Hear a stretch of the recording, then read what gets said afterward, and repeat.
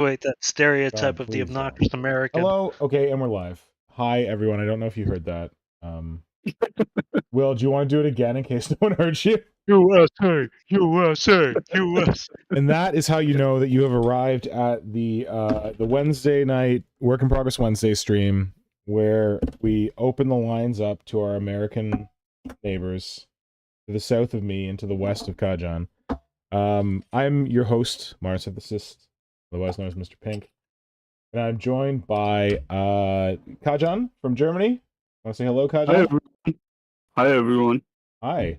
And Will, otherwise known as Tactical D-Bag, from America Land.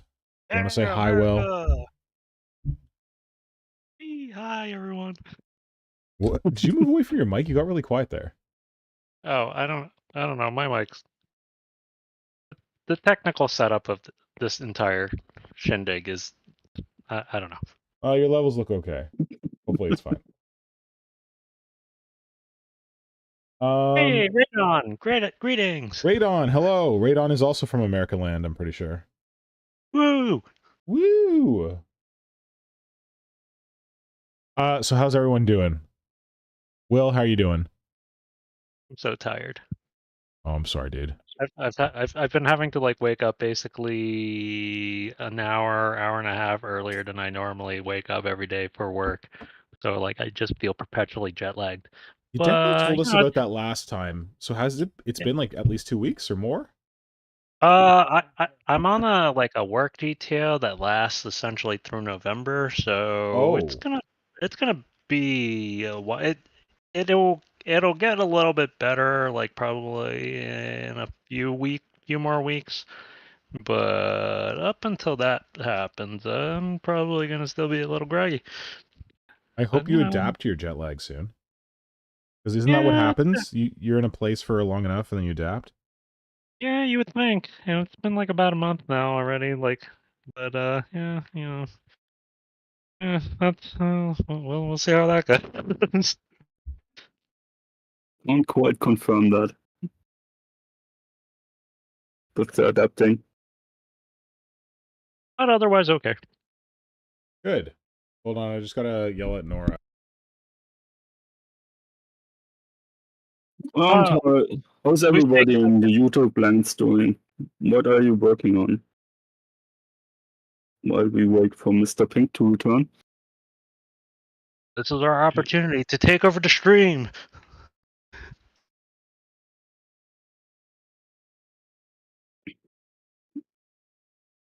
Yeah, but I mean, I'm not sure how quickly we can set up the blackjack. I have a deck of cards nearby. Hold on. So you're saying you came prepared?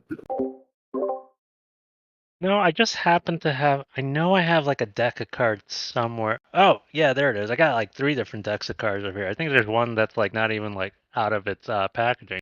So, guys, we're turning this as a blackjack only for the stream. Why are we playing blackjack? What? Oh shoot, he's back. I mean, hey. So I tried calling Nora upstairs, and she gave me the like auto answering machine thing. So I just yelled at her, and the moment that I yelled at the top of my lungs, you guys both got very quiet, and I was like, "Oh shit!" I thought I muted my mic. You did mute your mic. We didn't hear any spousal abuse. It wasn't spousal abuse. It was spousal suggestion. No, we were just saying that this is our chance to take over the stream. There you go. That's how we got to the blackjack. I gotcha. Is Radon? Welcome. Is Radon the only person joining us this evening? Technically, there's 4 watching, but that might include me. So it might include me as well. Fantastic. Radon, we're glad you're here. It's awesome, Radon. The Radon stream. I'm feeling like not great. Because I was supposed to finish this model by the end of July, and I am, as you can see, not finished this model. And I was gonna do one thing with the wings, and then I decided to extend the wing membranes. and that was very finicky work, and it's kind of like murdered my mojo for the project. Yeah, I saw that post on Instagram, and then saw the pics on that, and that looks like kind of eye gouging work. Well, it's pretty finicky work because basically what I did was I extended like the fingers on the wings, and then I needed to fill in the membrane. I wasn't gonna fill in the membrane, but then one of these things snapped off, and I'm like, oh, I guess I need to reinforce those. So I extended the membrane, but then like I cut these pieces of plastic and like bent them, but they fit just barely, and like getting the exact right cut shape is very challenging. So I basically got it as close as I could, and then just loaded it up with a bunch of super glue. And like at whatever points where there was contact.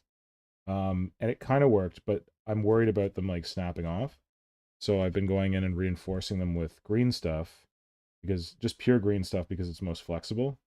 But then I need to like go and actually sculpt detail on these, and the prospect of it is just making me feel sick right now. So I think I'm not going to do that tonight. I think I'm going to work on the body, because the body still feels cool. Like, it still feels fun. But if you want to look, it's challenging. Walk Who up. was that? Who was it in our in the Discord that basically custom sculpted a bunch of wings with like chicken wire and green I stuff? think that was a lamb. Yeah, that sounds right. All I remember is going like, I can't believe you did that. Neither can I. I like was impressed by it at the time, and now that I tried to do it myself, I'm even more impressed by it. It is no bueno, but I'm pretty happy with how the body of this thing's turning out. So here's the big screamy head. It goes here. I mean, it's looking pretty dope, and I'm probably gonna steal some of those kind of bit aesthetics for something I'm Please working. do. I stole these aesthetics off of Persnickety Sculptor and Frankendoodle. So it's all just one As big well sharing as circle. everybody should really borrow from both Persnickety and Frankendoodle, because those Yep. guys keep. Yep. I feel like the not only the quality of the stuff that they put out, but the sheer like kind of volume of stuff that they put out at that quality is just awe-inspiring. That's cool too, but the thing that I'm most impressed by is like the ability to look at bits in different ways, especially with Persnickety Sculptor. Like completely like reverse, flip around, turn around, do this, that, the other thing. The bits in like ways that I never would have considered. Did you guys get a chance to listen to the last Creature Conference? Because Persnickety Sculptor was on there with us. I didn't, but I did see Flynn post up the tier list you guys posted up, and I was That's not ours. I surprised. think. Wait, did he post the one we did? I think he posted a picture of the one the community did, because that's not the final tier list we landed on. Oh, was it? Okay. No. I just know that Flynn posted a tier list, and I just saw that the Carnifex was like B tier, and I'm like, what? No, that's not our list. I think that was the community list, because he set it up in such a way that we were doing our tier list, and then the community, he made a link so that people in the chat could do their own tier list. Oh, okay, well, that's exciting. And we didn't look, because I ran out of time at the end of the stream, because we were spending too much time chin wagging about Kodias. Well, to be fair, yeah. So we had to call it early, and we have to go back and do a part 2 where we get into the community list and we finish our own one.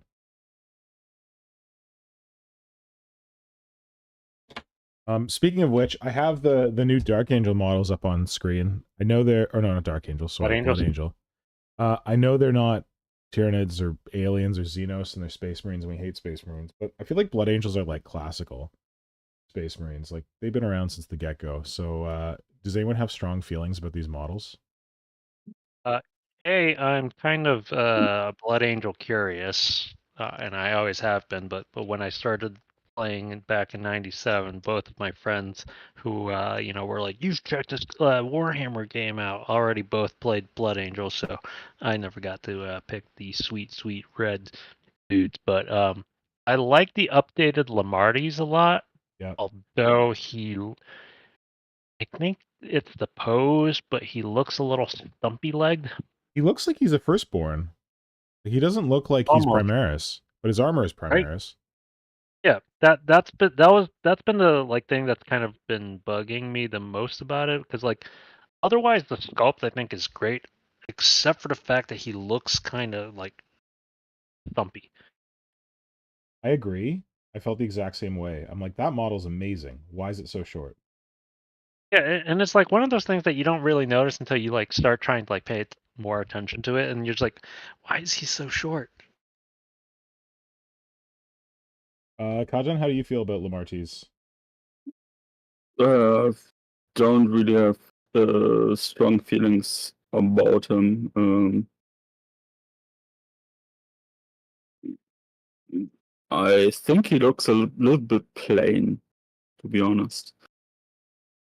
Compared to what we've been getting otherwise, I feel he is a little bit plain, which is not a bad thing. I mean, Yeah. but yeah, I mean, I'm a little bit more used to them being more extravagant with their character models. Yeah. And this one looks, as I said, a little bit plain. Yeah, but that's pretty much my only big feeling about it. Yeah, I can see that. I thought this model was really cool. Like I said, oh, and if you're in the chat, Radon, tell us how you feel about the new Blood Angels, if you feel anything at all. I'm with Will, where I thought it was a really cool model, but I don't like that it's stunty.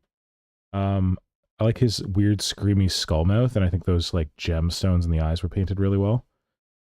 He's got a tactical rock. I feel like the like well painted thing that doesn't make things look awkward is kind of like a rare feature of like GW Studio thing. No offense to the GW Studio art painters. Lord knows that they're infinitely better painters than I am, but some of the decision making for their paint jobs. Like, what do you mean? It's how like every time they release a new Tyranid model, it's like like the Parasite of Mortrex or the or some of the Neurogants, where we were all like I don't know how I feel about this, and then somebody like Ryan's Minis paints them, and they're like, oh, okay, that actually looks a lot better. Yeah. Like GW often has that, like, and which is more like the schemes they choose than the like actual painter. yeah, like they're very well rendered, unfortunate schemes. yes, agreed. And I feel like it's, at least for the Tyranids, it's mostly the paint scheme they choose. I think it's still one of the most boring ways you can paint your Tyranids. You mean Leviathan? Like the Leviathan? Yeah, not just Leviathan itself. I mean, there are amazing Leviathan paint schemes out there, but the way Games Workshop paints their Leviathan is boring. Better. The new version of Leviathan is like slightly has more depth to it than the old version of Leviathan, like the one that they premiered with the Leviathan box. Yeah, but I feel like that's one big reason why the Tyranid models often fall flat. Yeah, because the way they paint them, as that particularly the Tyranid ones, is boring and uninspired. It's not the color choice, but the way they paint it. I'll say it doesn't help much when we consume all these models online, but I had the fortune of seeing those Leviathan Tyranids in person at Warhammer World in April, and what was that? June? And they do look better in person. Like you can really see the depth of like the purple on the carapace and stuff like that. Oh, that's good. Just doesn't help online.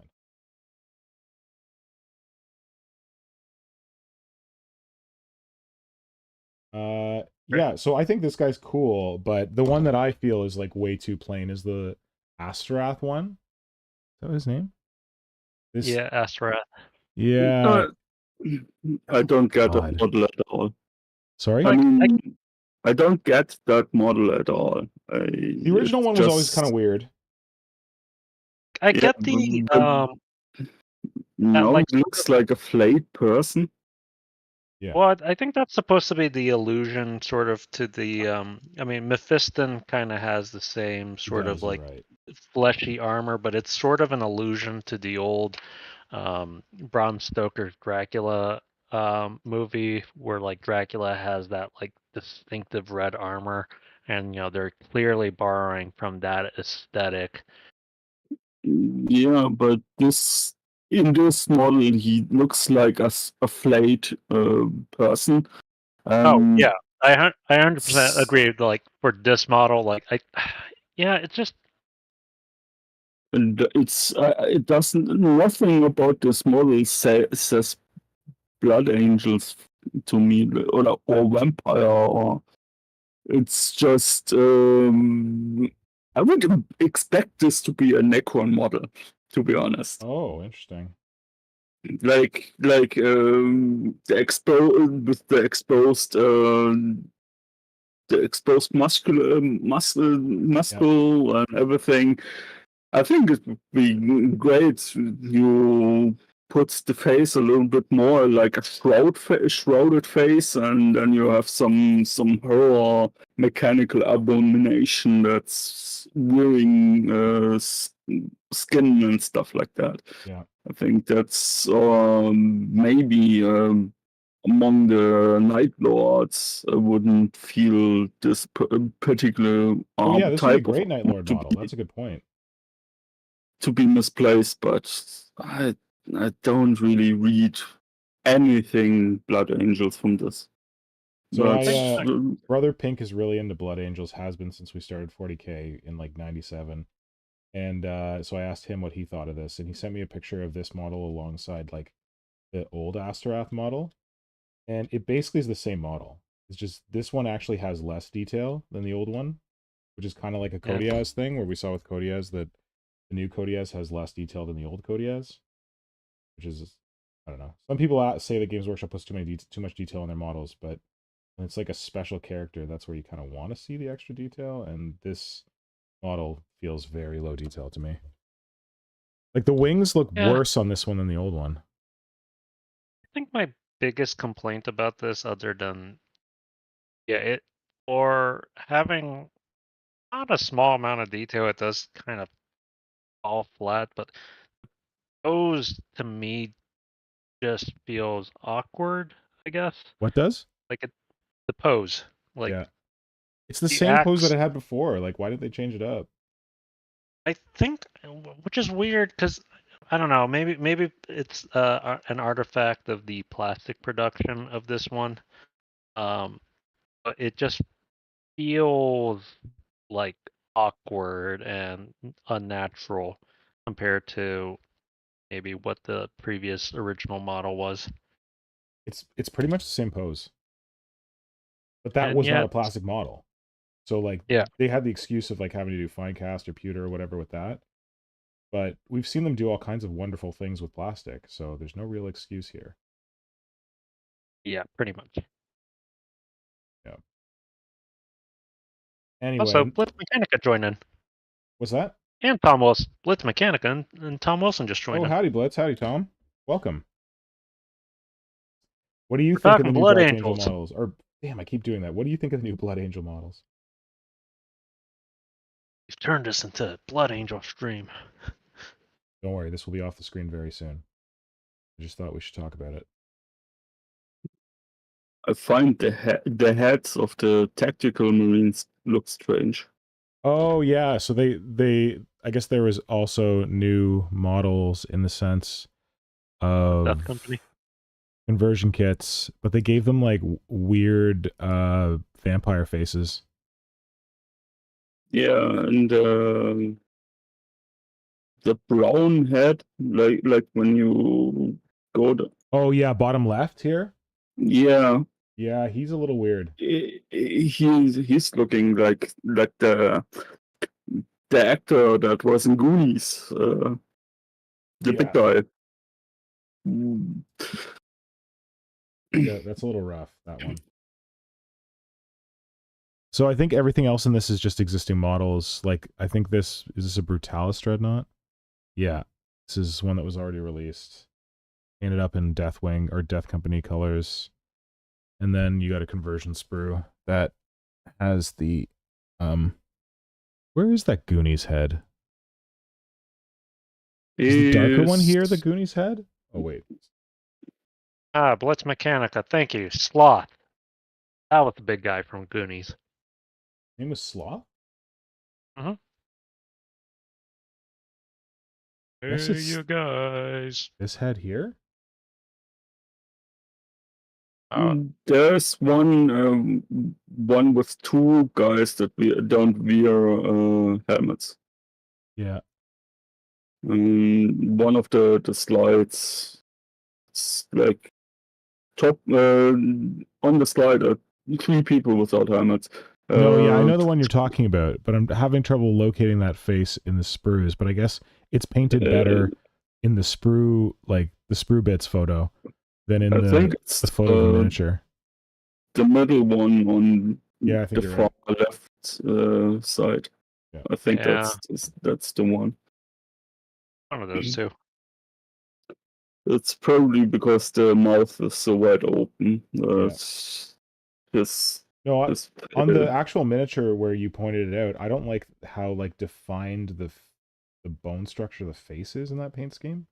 If that makes sense, like makes it look more skull-like. Then yeah, it's a strange angle, and it makes the whole face head look elongated, and that's why I feel like it's out of proportion. yeah. So Valrak was saying that the there's also going to be a, is it Sanguinor? Is that the weird living saint thing for Dark Angels? There's going to be a new Sanguinor model, and Valrak described that as being exactly like the old Sanguinor model. And having seen the Asterath here, I now believe him that it's going to be literally exactly like the old model, just plastic. This Man, Asterath is the exact same. that's definitely what GW has been doing with a lot of their character plastic kit Kind of refreshes. sad, eh? Like they could do anything, and they're just like, let's take the exact same pose and just upsize it or make it. Yeah, and high it's really definition. kind of unfortunate too, because so many of the old Marine characters are kind of statically posed. Yeah. With a handful of exceptions. Like the Mephiston model, I think is like perfectly revitalized in plastic, but it's still a very like, and even though it's evoking the imagery from that like the classic Mark Gibbons uh um picture painting illustration, like it's kind of a static model, and like the Dark Angels characters are all mostly kind of born like the Dante model is very schmeh in pose. Yeah. Safe. They're all safe. They're all very safe, yeah. I'm in two minds about this. I mean, on the one hand, a little innovation doesn't hurt. On the other hand, people like these sculpts the way they are. So, But I on feel one hand, like I can understand. On the other hand, sometimes I feel like new is not necessarily better. So, yeah, I don't disagree with that, but I think at the same time, the transition to plastic does lose a little bit of like it gets a little bit extra clunky volume as compared to the original metal sculpt. Like the original Commander Dante model is kind of a classic in metal and everything, but and the plastic one is essentially just a plastic bigger remake.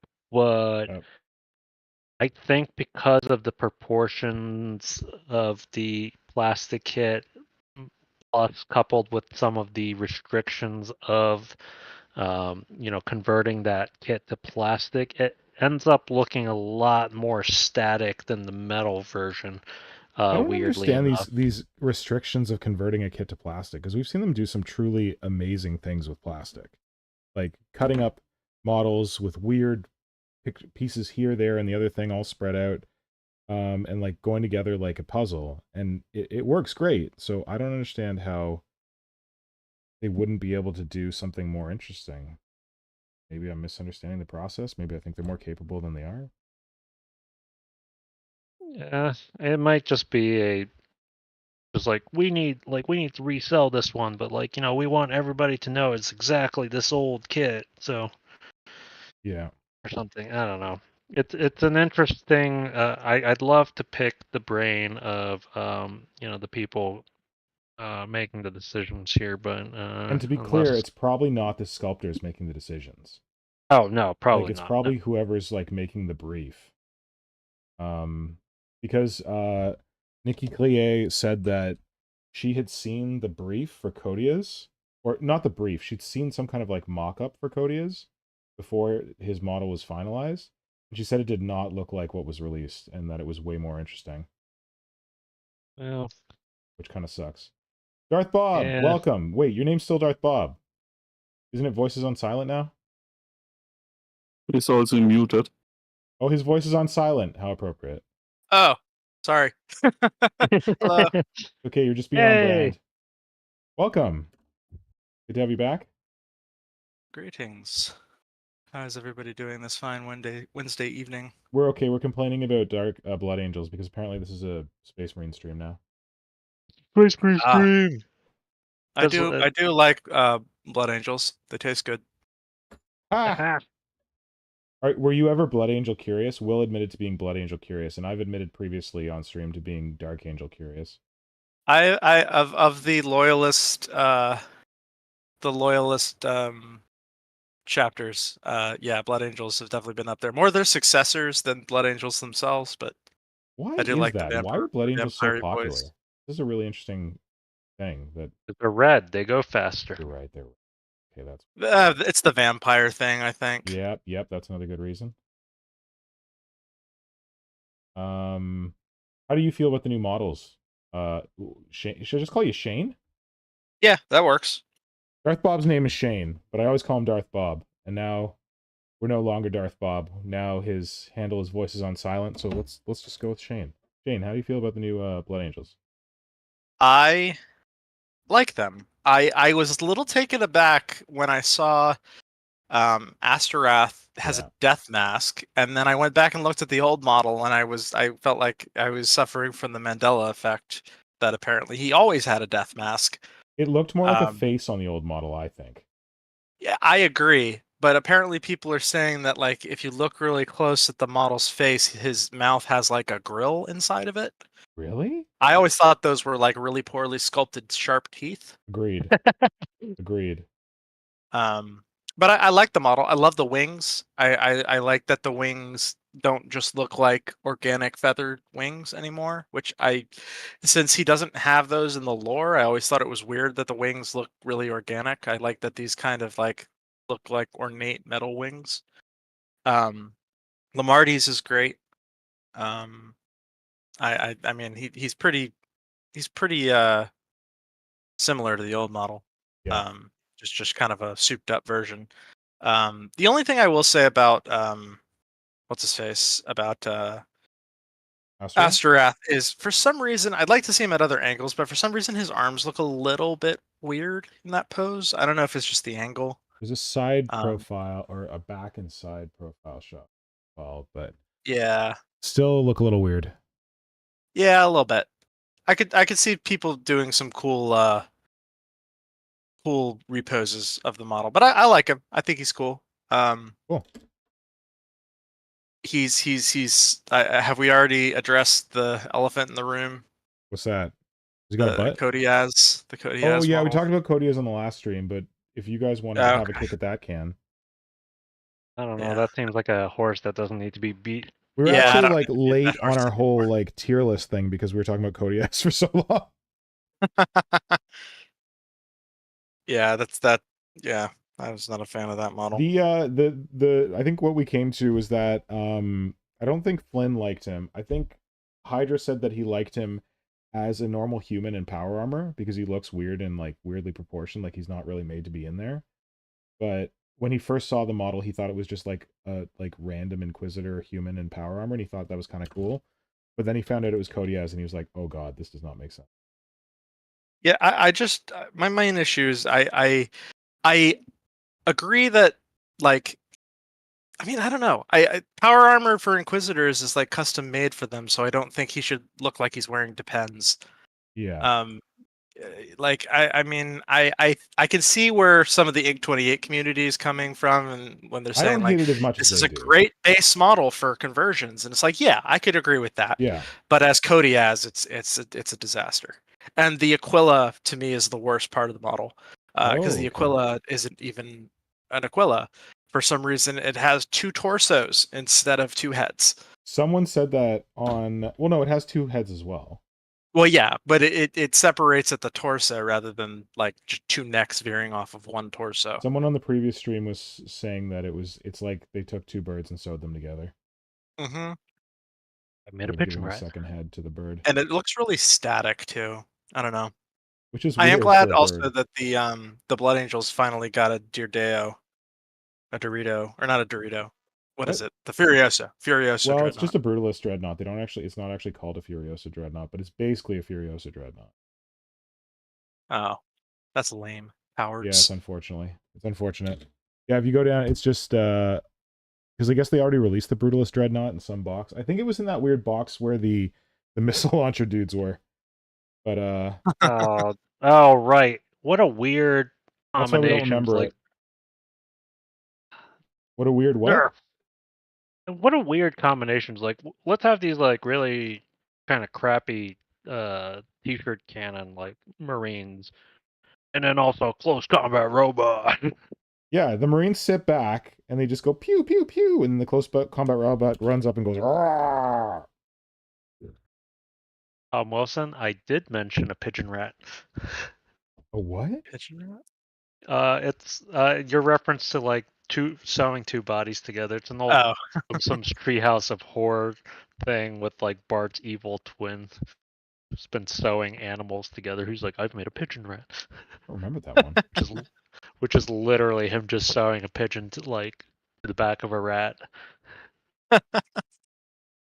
It's old. Yep. That's what Kodiaz has. He's got a pigeon rat. I know a lot of people that I know even in our Discord, there's somebody saying like it's a good basis for conversion, which I don't disagree. I think the problem is that like we know exactly how much of a premium you're paying to buy this single model. Yeah. And like, I don't want to have to work to make it not suck. I just don't know how. Like, I just know whoever posted the article and whoever approved of this final model, and went to make this article showing the old 3rd edition Witch Hunters Codex cover and having that next to that model. I don't know how they posted that. Yeah, that was the worst part. Yeah, this is not a good representation of this artwork. We probably shouldn't be. They should have just posted the cover of the new book. The new book is more accurate. The new book is the art. Yeah. The new book is the beautiful Kodiaz art, and like it's weird. Oh no, I was talking about they just released artwork, cover artwork for a new Black Library book. Yes, which is the new version of the artwork, which is not great. Yeah, you took the bolt gun and the Inquisitor symbol off of him. You couldn't convince me it wasn't a Stormcast. Yeah, so I saw that cover for that book, and I was like, man, this is like, it doesn't really measure up to the old art. And then I was really happy that they took the old art and put that on the Codex cover and didn't use the book cover for the Codex. Oh yeah, that would have been bad. Hey, we got more people. Francois Marion and Can't Stray Fright have joined. Welcome.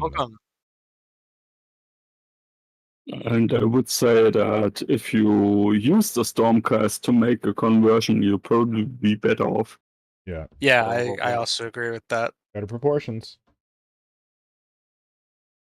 And I don't know. Like weird old man, like I need to pull my power armor up to my belly button kind of like vibes. Yeah, that's why what I don't understand about it, because I mean, when I'm looking at it, I'm definitely seeing that someone started with a wire model that was probably proportioned, but then somehow in the sculpting process, their legs got away from them. I feel like that's probably the story here. Yeah, the legs look like 20% bigger than the proportions of the rest of the model. Here's the Yeah. new book cover, since we're talking about this still. And then I'll find the old... Where's the Codias? Oh, wait, I just wanted to touch on how cool this is. I love this art. For, like, the cover of the new White Dwarf. I guess it's out of the Leagues of Votan book, but... Oh, that's cool. Damn cool art. So the one thing that I will like say to the defense of the person who sculpted the Kodias model is that as somebody who's tried to custom sculpt stuff out of putty and then just horrifically just messed up the proportions and everything, I get it. Yeah. That said, I don't have Control Z with green stuff. Yes, So. I was going to say that people sculpting these days are not using putty. They're using computers, and they can go back. They could literally probably highlight the legs of the model and just like scroll the size wheel to make it like proportionally smaller or bigger.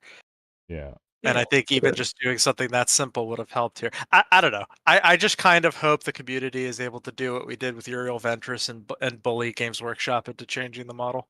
Wait, what? Someone bullied the Games Workshop with Uriel? What is a Uriel Ventress? I don't speak Space. Uriel Ventress is an Ultramarines model that he's like a Black Library character, and they did a miniature for him. And when they first showed him off, the head sculpt was so horrific that when they finally released the model, they changed the head sculpt. They did. I missed that part. I remember talking Sonic about how horrific it was. That? Yep. Dang. Well, no, that's not going to happen with Kodias because he's probably coming out in like a week or 2 weeks. Yeah. And it's the whole model that needs changed, not just the head. Yeah. You might as well just start from scratch with that one, Frank. Although, to be perfectly honest, I never really thought that the Uriel Ventress head was that bad. I mean, it's not great, but I mean, I didn't think it was so bad that they needed to, redo it completely. But you'd say Kodias was worse? Oh, 100%. How much of that is because you actually care about Kodias and didn't care about Uriel Ventress? I mean, I really enjoyed those old Ultramarines books. They were really good. So I liked Uriel Ventress as a character. But I just think that there's so many things wrong. I'm struggling to think of a worse model than this Kodias, to be perfectly I don't think honest. it's that bad, man. It's not that bad. I don't know. I can't think of a model that's this like, not speaking of it in terms of conversion fodder, but as a whole model, I don't think there's. I think the closest I can think of is the old. Remember that gross Ultramarines Librarian they released like 3 years back? I mean, he just had weird proportions. At least he didn't like look. He just had the weird shoulder thing that a lot of the old Terminator sculpts have. No, he was bad. And then there was what was the other one? Oh, that Nurgle creature, that Nurgle guy with the kind of like flamer looking thing who had like the world's waspiest waist, but he was in Terminator armor. That was a pretty bad model. I don't remember that one.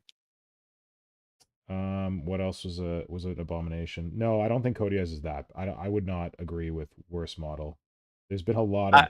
Oh wait, I think he's in my top 10. Who? Is he a Shield Captain? The new Golden Boy character that they released with the most recent codex for the Custodes. Oh yeah, he's pretty bad. Stunty. He's worse. Stunty. The Votan that's infiltrated the Custodians. Yeah, the Votan character. Okay, apparently I missed this one. I don't remember what this thing looks like. I don't want it now, but now I'm like infinitely curious about what this thing looks like. But the thing is about that model is that model's just got bad proportions. This model has bad proportions and other things. Yeah, that's not. Yeah. Okay, here's that entire kit looks pretty like stunty legged. Wait, where the It's almost like in the article they knew that he wasn't going to be well received because he's down at the bottom of the Buried article. him, yeah. So here's Have the you awesome looked art into our that white they dwarf? shouldn't have shown because it's so much cooler. It's sad that a model from like 2004, 2005, that Inquisitor with the hat looks better proportioned than a model that came out almost 20 years later. That happens. Well, I guess the proportions are different, but I was gonna say like people liked the old Lilith Hesperax more than the new Lilith Hesperax, but that wasn't an issue with proportions. Yeah. Oh, I'm in that camp as well. I definitely think Me that too.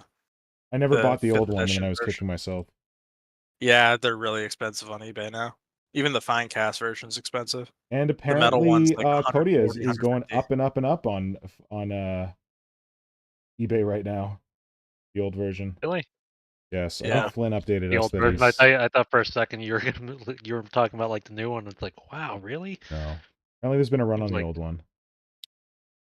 But you know what has been a really good update? Those new plastic watchers in the dark.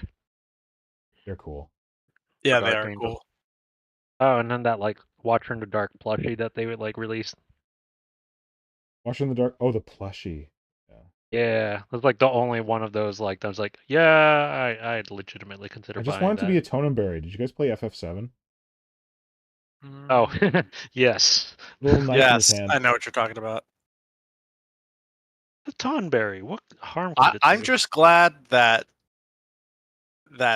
the Gene Stealers and Hormigons and Termagants, that they didn't end up like Kodiaks. That's Yeah. all I'm saying. That's the thing, because like I'm looking at these Space Marines like Kodias and like the Blood Angels. I'm like, these are not. These look safe. Like they look very safe, and I'm really glad that when the Tyranids came out, they did not go safe. Right. Like the Okay, side safest map. models were probably the Termagants, followed by the Hormigons, because they were like basically just like HD versions of the old ones. But Yeah. I'm glad we got all the weird and wonderful Tyranid creatures because that was amazing.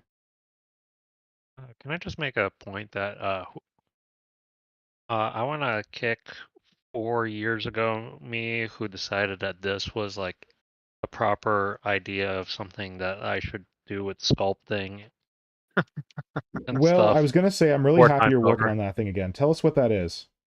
This is my space potato. What I've affectionately, what my wife affectionately refers to as my space potato, which is this Tyrannocyte project that I've been working on for years, and they just keep putting it off. I think in part because of how tedious this entire process of sculpting has been. I don't even know where the body of this thing is anymore. Oh Oh, no. no, here he is. I'll put him on camera. I remember this from when I was trying to convince Ironbeak to drag you on Instagram. But this was one of the things you were working on at that time. That was a while ago. My space potato, roar! Oh wow, that's Yeah, not what I expected that to look like. I don't think I've ever seen this before. Have I seen the body? I don't know how many pictures I've posted on up about it, but like I don't remember this. this was one of the first things that I started working on when I like finally joined Instagram several years back because Mr. Pink bugged Ironbeak mercenaries to like tell me to like get on Instagram, and I think left other social media areas, and I was just like, yeah, this Instagram seems like an okay place to put in, and it turned out to be a hive of scum and villainy, but the hive of Hey, scum and villainy that I get along with. you So like that scum and villainy. I do. Although, oh man, I've started been getting apparently hit by those like OnlyFans like porn bots now, Oh like my because god, they're I just keep getting everywhere. They're so bad at They yeah, keeping come those in guys waves for down. me. Like yeah, I and I'm get like really tons of annoyed. them every other week. I'm mostly annoyed because I'm like I don't think I have the kind of like reach and like following to like warrant random porn bots to follow me, No, they're which is like everywhere. They're on my I do social media for my day job. They're on my work account. They're everywhere. I mean, your Instagram though, I could see having the reach that they would want. I hadn't yeah. seen them in mine for a while, and then I realized they were all Instagram was doing its job and putting them all in like the message requests folder. Oh, that's good. So I didn't even know they were there. Because I was Yeah, I'm getting them like, at my work account for my day job, and I'm like, why do I never get these in my personal one? And then I'm like, Must be oh, nice. they've been well curated into the junk folder. Speaking of the hive of scum and villainy that is Instagram, I just hate like how Instagram like acts differently for different people. What do you mean? Like some people, when they tag their photos with a personal tag they made, all their photos show up in that tag. For me, I've been tagging stuff for months now, and everything I post, like if you click the tag, my posts don't show up under it. You might not have enough posts. Well, they didn't used to do that though. No. They got weird because apparently people were doing strange things with hashtags for, like, I don't know, maybe MAGA reasons or January 6th reasons or something, and then it got all messed up. Republicans Thanks. ruining more I haven't created a things. personal hashtag in a while, and I think the ones that I have at work are old ones. thanks, Zuckerberg.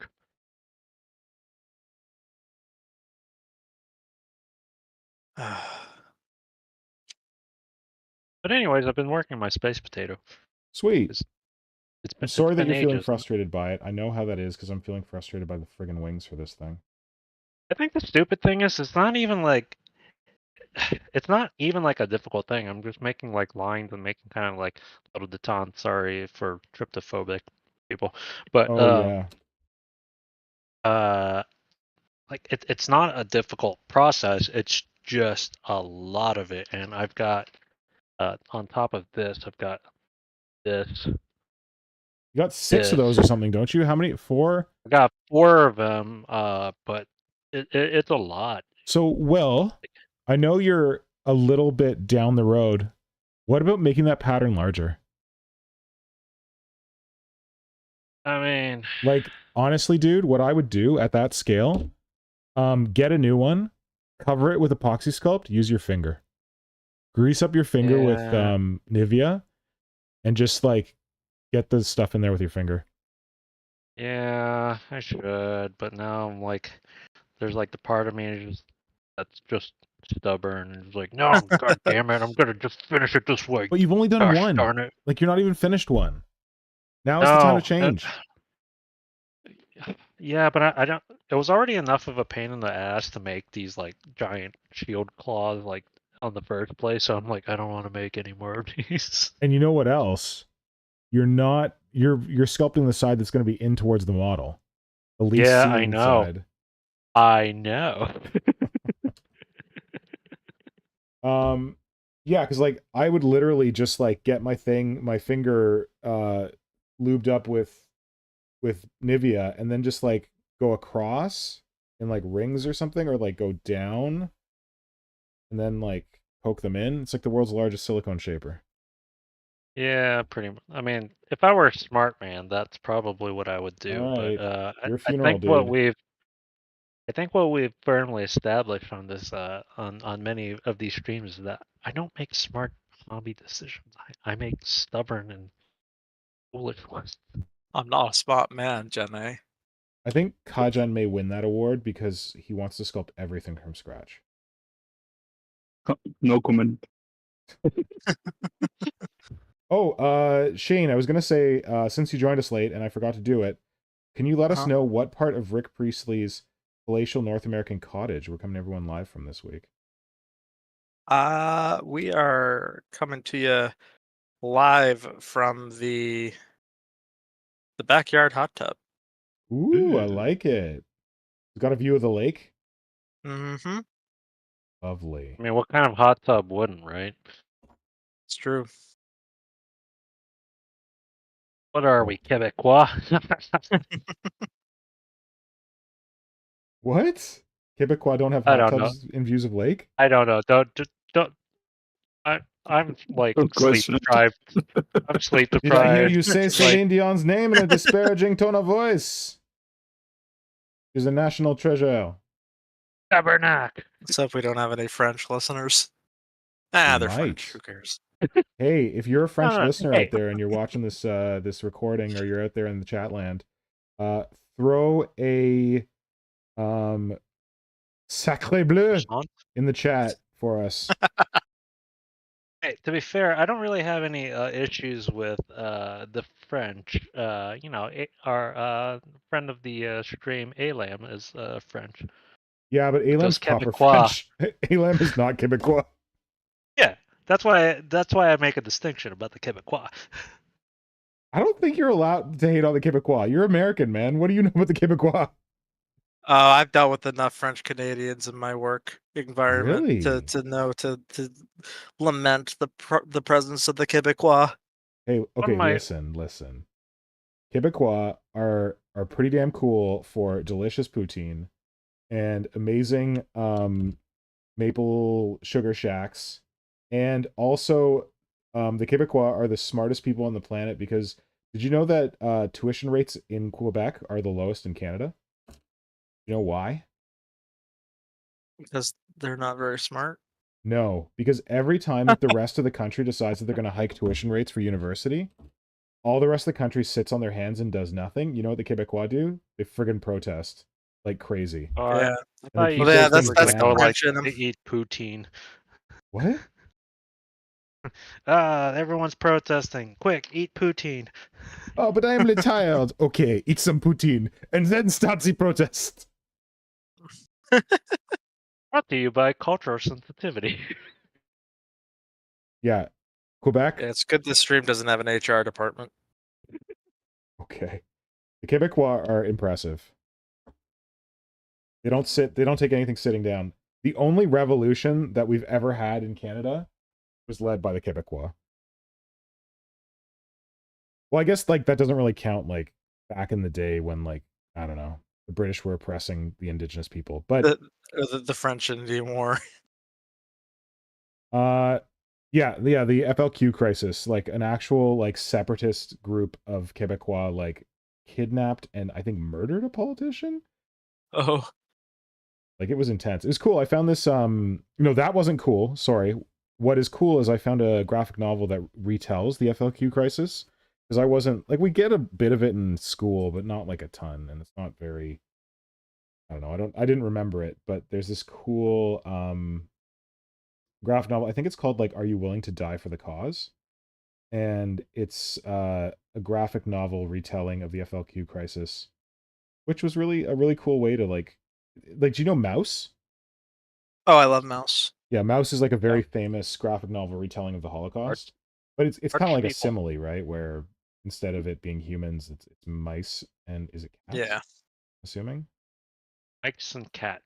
Mhm. Yeah, so this is actually like humans and like they kind of like try to do justice to what these people actually look like in the comic, but it is very comic style.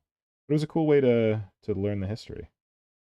I very much enjoyed it. So I can recommend Are You Willing to Die for the Cause? And it's only book 1. There's going to be like another book out soon. Oh, cool. So it's like ongoing. Yeah, so if you're interested in learning about the FLQ crisis, there you go. Meanwhile, on a more less Less Quebec culturally bashing note, insensitive- you started it, buddy. Yeah. Oh yeah, no, I'll own up to it. Also, Diana I should here. note that dear friend and sponsor of the channel, Fenris Workshop, is located in Quebec City. You get an email after this stream. No, they don't We want that are business. retracting our support. Don't We're screw back. me over, Will. Sorry. But if you'd like to support the channel, please go buy something from Fenris Workshop. They don't send new Games Workshop product to the United States because Games Workshop being weird, but you are able to buy any other, like they do a lot of paints, a lot of basing materials, all kinds of hobby supplies, and you can also buy old and used Games Workshop models on their like any previously on statements and their opinions. website. Any statements and opinions made in the stream are held by the person made by it entirely. Yes, the opinions expressed by Will are not held by this stream and do not reflect the opinions of me, Me. who is actually fluent in French and has been to Quebec many times. To be fair, mostly I like to just rip on my one friend who's who's from Montreal. So Montreal's not even real Quebec. no, it's not. Your friend from Montreal But- probably speaks English. Oh, mostly, yeah. Although Quebec is trying to make it harder for people to speak English in Montreal because they introduced this new thing that was very unpopular where they're going to charge people from out of province more tuition than people in province, which I can see both sides of it because like the Quebecois fight for cheap tuition and then kids from Ontario just roll up and benefit, but I don't know, whatever. This is not interesting to anyone outside of Canada. This probably isn't even interesting to people inside of Canada. Anyways, So, and I had a question. move on to a suggestion from chat. Diana asked earlier, when do you think is the best time to be a converter? Best choices of parts and values, etc. Come again? When is... Diana asked earlier, when was the best time to be a converter? Oh no, this is a great question and a very challenging one. Yep. Excellent question, Diana. Late 90s, early aughties, when the bits wagon was still a thing. Yes, I would agree with that. When Games Workshop still sold bits on their website, that was the best time to be a converter. Hey guys, in the 90s, how much did you like pinning pewter? I I don't don't know. mind I didn't have money to buy anything, so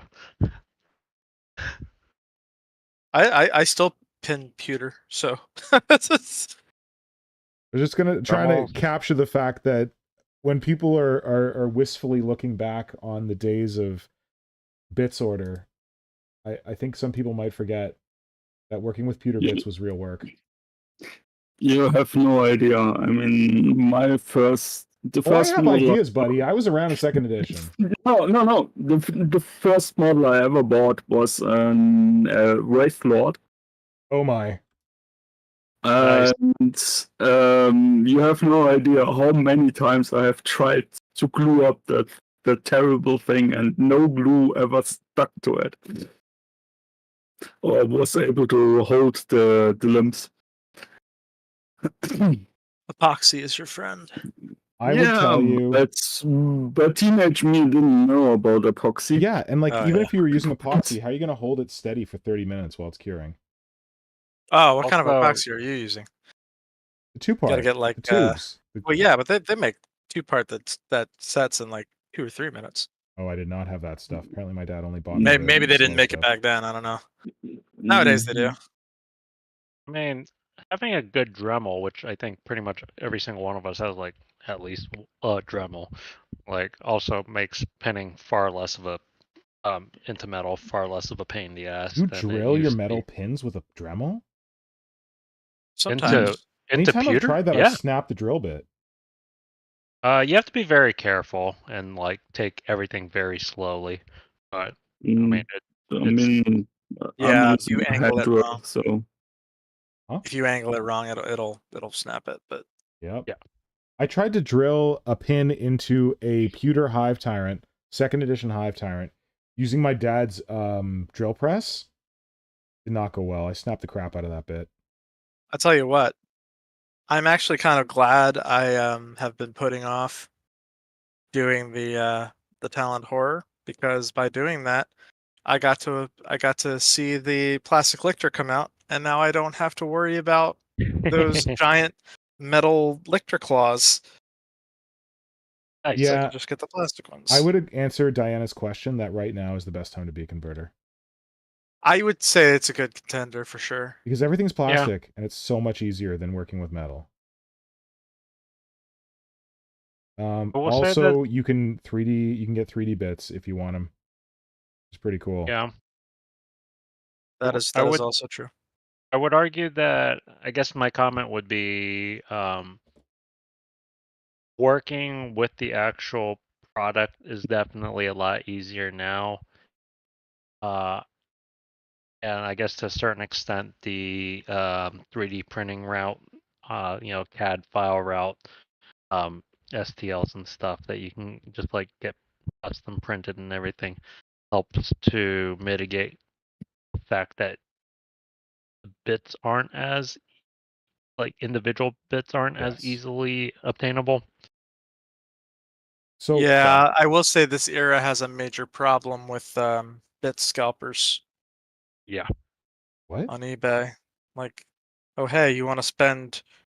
I mean, Will's experienced this recently, trying to get those fucking NeuroCrone bits. You want to spend $25 on these like 4 bits? Like at that rate, I might as well just go buy the kit. Oh no, all the bits sellers have bought all the kits, so now they're sold out on Games Workshop's website for 6 months.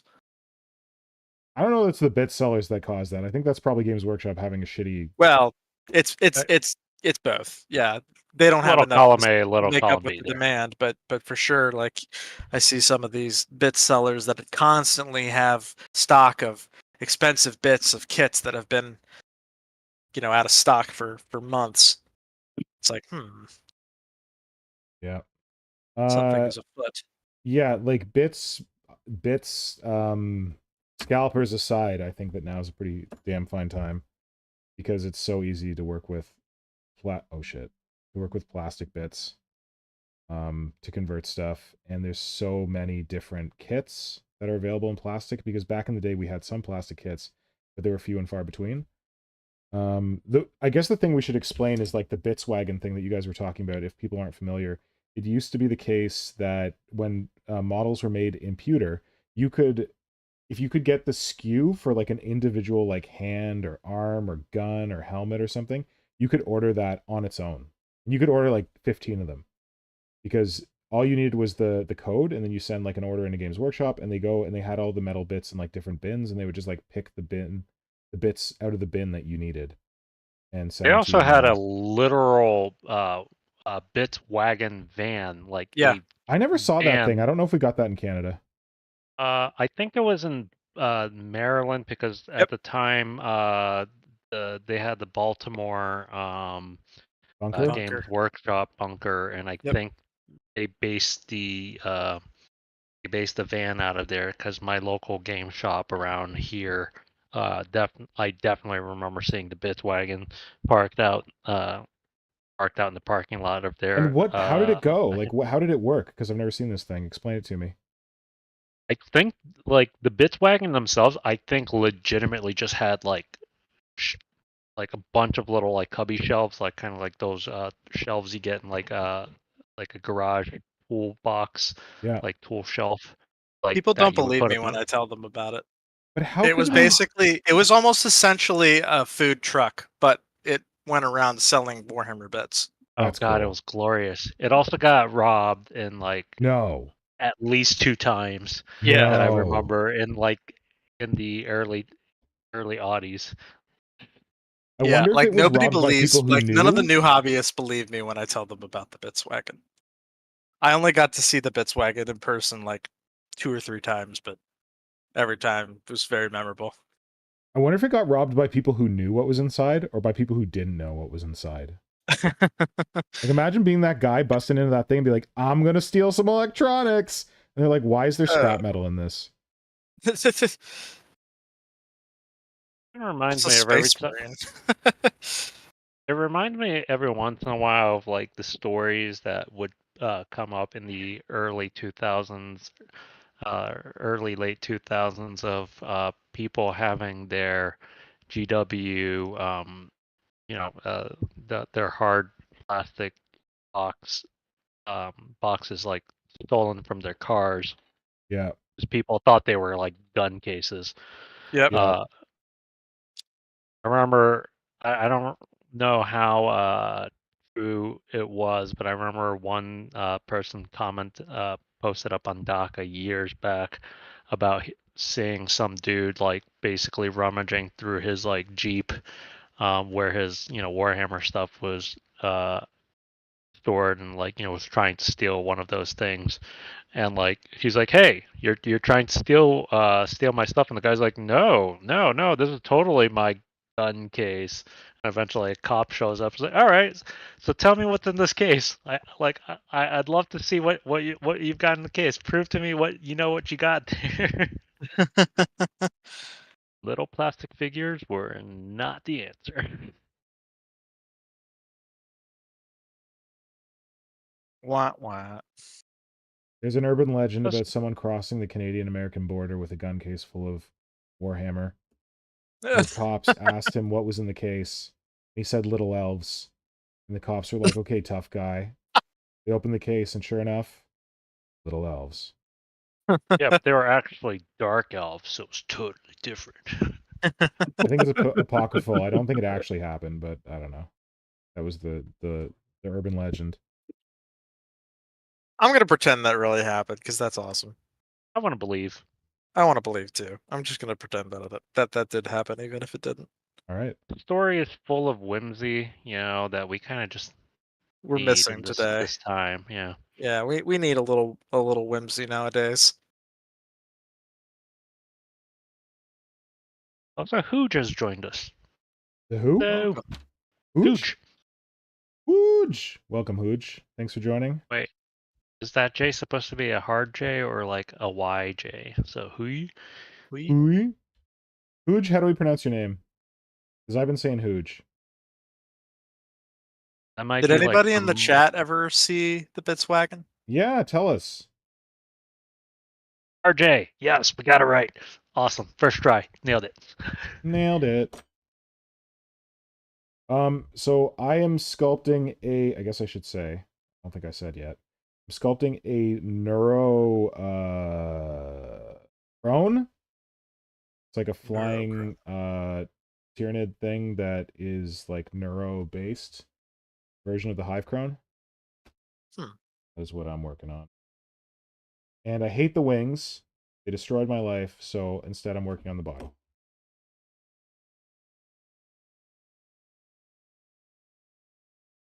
I have camera, but I think we do not have enough room. So. Oh, you have it up? No. I do not have it up because I saw you did not have enough room. But I am working on a Tyranid knight. Tyranid knight? Ooh. Yes, he's like a knight, like a knight in shining armor knight, not like a Oh, not cool. like Okay. a Giant robot. Portacane knight. Not Based the on robot Nikki's triptych sketches? Yes. Nice. Inspiration struck. He's going to have a big hammer where the head is shaped like a bell. Shaped like a bell? Mm-hmm. A la Bellstat from Dark Souls 2. God, you guys and your Dark Souls. Good, scrub. I don't speak Dark Souls.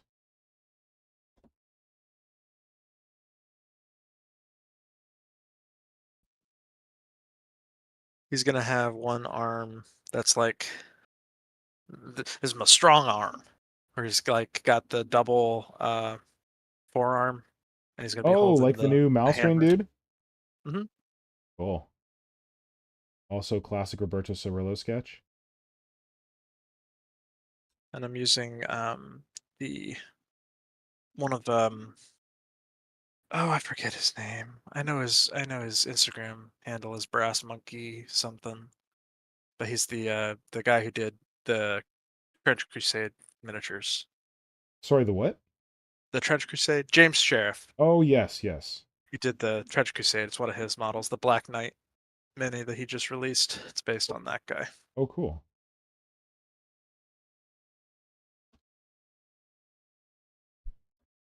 Oh, fuck. And I think I'm Kajan, going to what are you go with working something on? kind of abstract for the head. That'd be cool. Go for the concept of ego. Yes, exactly. You said abstract. That's pretty abstract. Well, there's a lot of stuff in Dark Souls where it's just like, that guy has a wrench for a head. Like, okay, that's kind of weird. Yeah. So something like that. But I'm thinking he might just have tentacles for a head. I feel like you need a little more form than just tentacles. Just tentacles. Like tentacles attached to a skull? Nope, just tentacles. Okay. Apparently, Grimdang has joined us tonight. Hello, Grimdang. Welcome. Kajan, what are you working on? Thank you for asking, Will.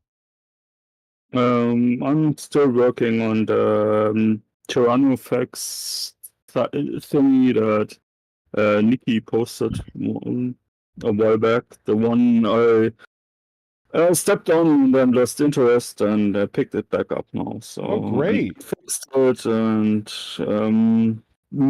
pushing along. Right now, working on the arm that's going to hold the gun. And since I put the big Tyrannofax, the T-Fax, the Rapture Cannon, the really big one. Yeah. Since that will be more or less hanging free, I want to have something that's holding it up. So I'm right now making a whole arm setup with gun feet for the for the gun itself, and put tentacles over the Rapture Cannon already. Which you can see here, and it will be feeding in from the other side, and I'm using a thick wire that's going through the arm to help brace it and hold it up from the ground. Cool. So that's why I'm basically doing a whole arm over. So I have the wire going through it. Neat. Yeah, that's a wicked sketch. If anyone has not seen Nikki Clie's sketch for the awesome Turvagon, go check out her profile. No, not Turvagon, Tyrannofax, sorry. Yeah. Oh, it's a play recent one. It was it for It's June? like well, it was before June Stealer. It was For some reason I thought it was like a year ago, I think. Yeah, like half a year ago. Oh, was it? She did it yeah. for November? I can't remember. I think it was from or at least around November. Yeah, 2023.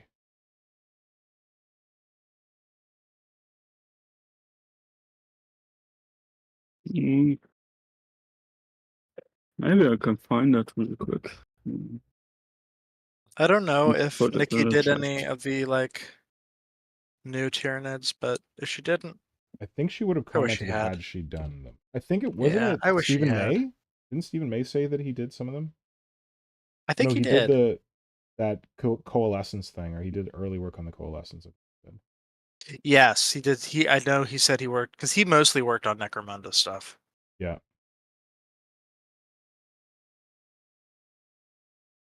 Which We are was still waiting smart, on that smart. Kickstarter, FYI. I know you told me. Oh, you are? I know you told me that I was going to be waiting on that Kickstarter for a while, but he updated us at the end of July that he's hoping to get the sculpting done in August and get the Scout Recon miniatures out to his caster for September. But we'll see. Okay. I will be right back. I'm going to get myself some more German tea. Good luck. So I received the models. I forget exactly when. I think it was in like you did good April. As of like I think a couple weeks ago, I think I was still getting email notifications from Kickstarter with him making posts still saying that like he's pretty sure he's gotten them all out by now. So okay. Well, you got yours. he's trying. I can't.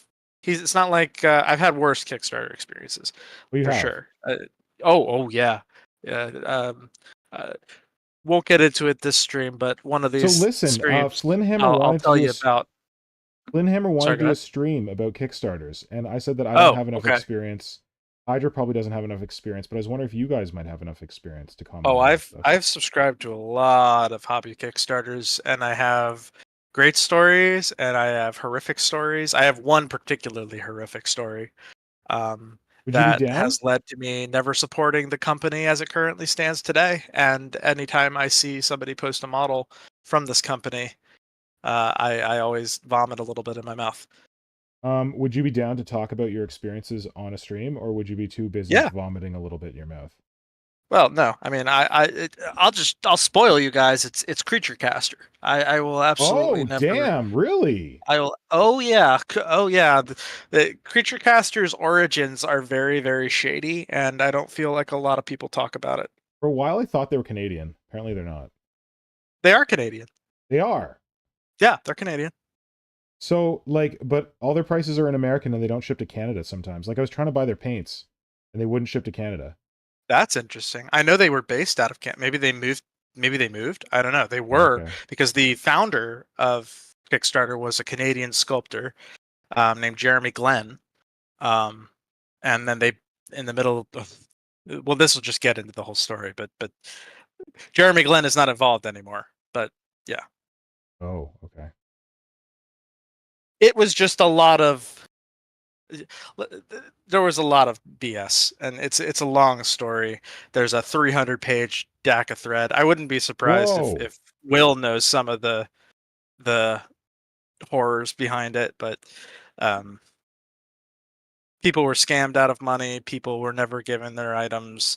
Uh-oh. People were given items that were non-usable, and then basically the long and short of it was basically the Kickstarter was like 3 years past due, and then everybody was up in arms and pissed off, and then Jeremy Glenn bowed out, sold the company to new people, and the new people did the most half-assed job possible fulfilling the Kickstarter, and basically used the money from the Kickstarter to start their own version of the company, which is the Creature Caster that exists today. Oh, interesting. Yeah. So my favorite part was when I contacted them to request replacements for models that were so jank that there was literally a mold slip where the model was about a half an inch off kilter. Like, it looked like somebody cut the model in half and glued it together like Oh, a half an God. inch off kilter. And they were like, "Oh yeah, we'll give you a we'll throw a model in on your next order." Oh, so you have And to I was buy like, something else from yeah, they us. were like, yeah, all you need to do is buy something else in the store. And keep in mind, at this time, the only thing they had in their store was like $40-$50 models. Uh-huh. So they were like, oh yeah, give us $40-$50 more and we'll give you the model that we were owed. And then they had like, there was like a painting video that was supposed to go out with the Kickstarters that was never made, apparently, Yeah. because the guy who was hired by Jeremy to do the video was never paid to make the video. Wow. Yeah, Jeremy off spending Kickstarter funds making a sensory deprivation box to deal with the stress of the Kickstarter process. Are you Literally made serious? himself a GIMP box. Yep, made himself a GIMP box with Kickstarter funds. Probably shouldn't use that word. Is that Slaneshi content? No, it's just I don't know. Not sure I'm that's a great pretty word. sure. I'm pretty sure every GIMP is fine with being called a GIMP.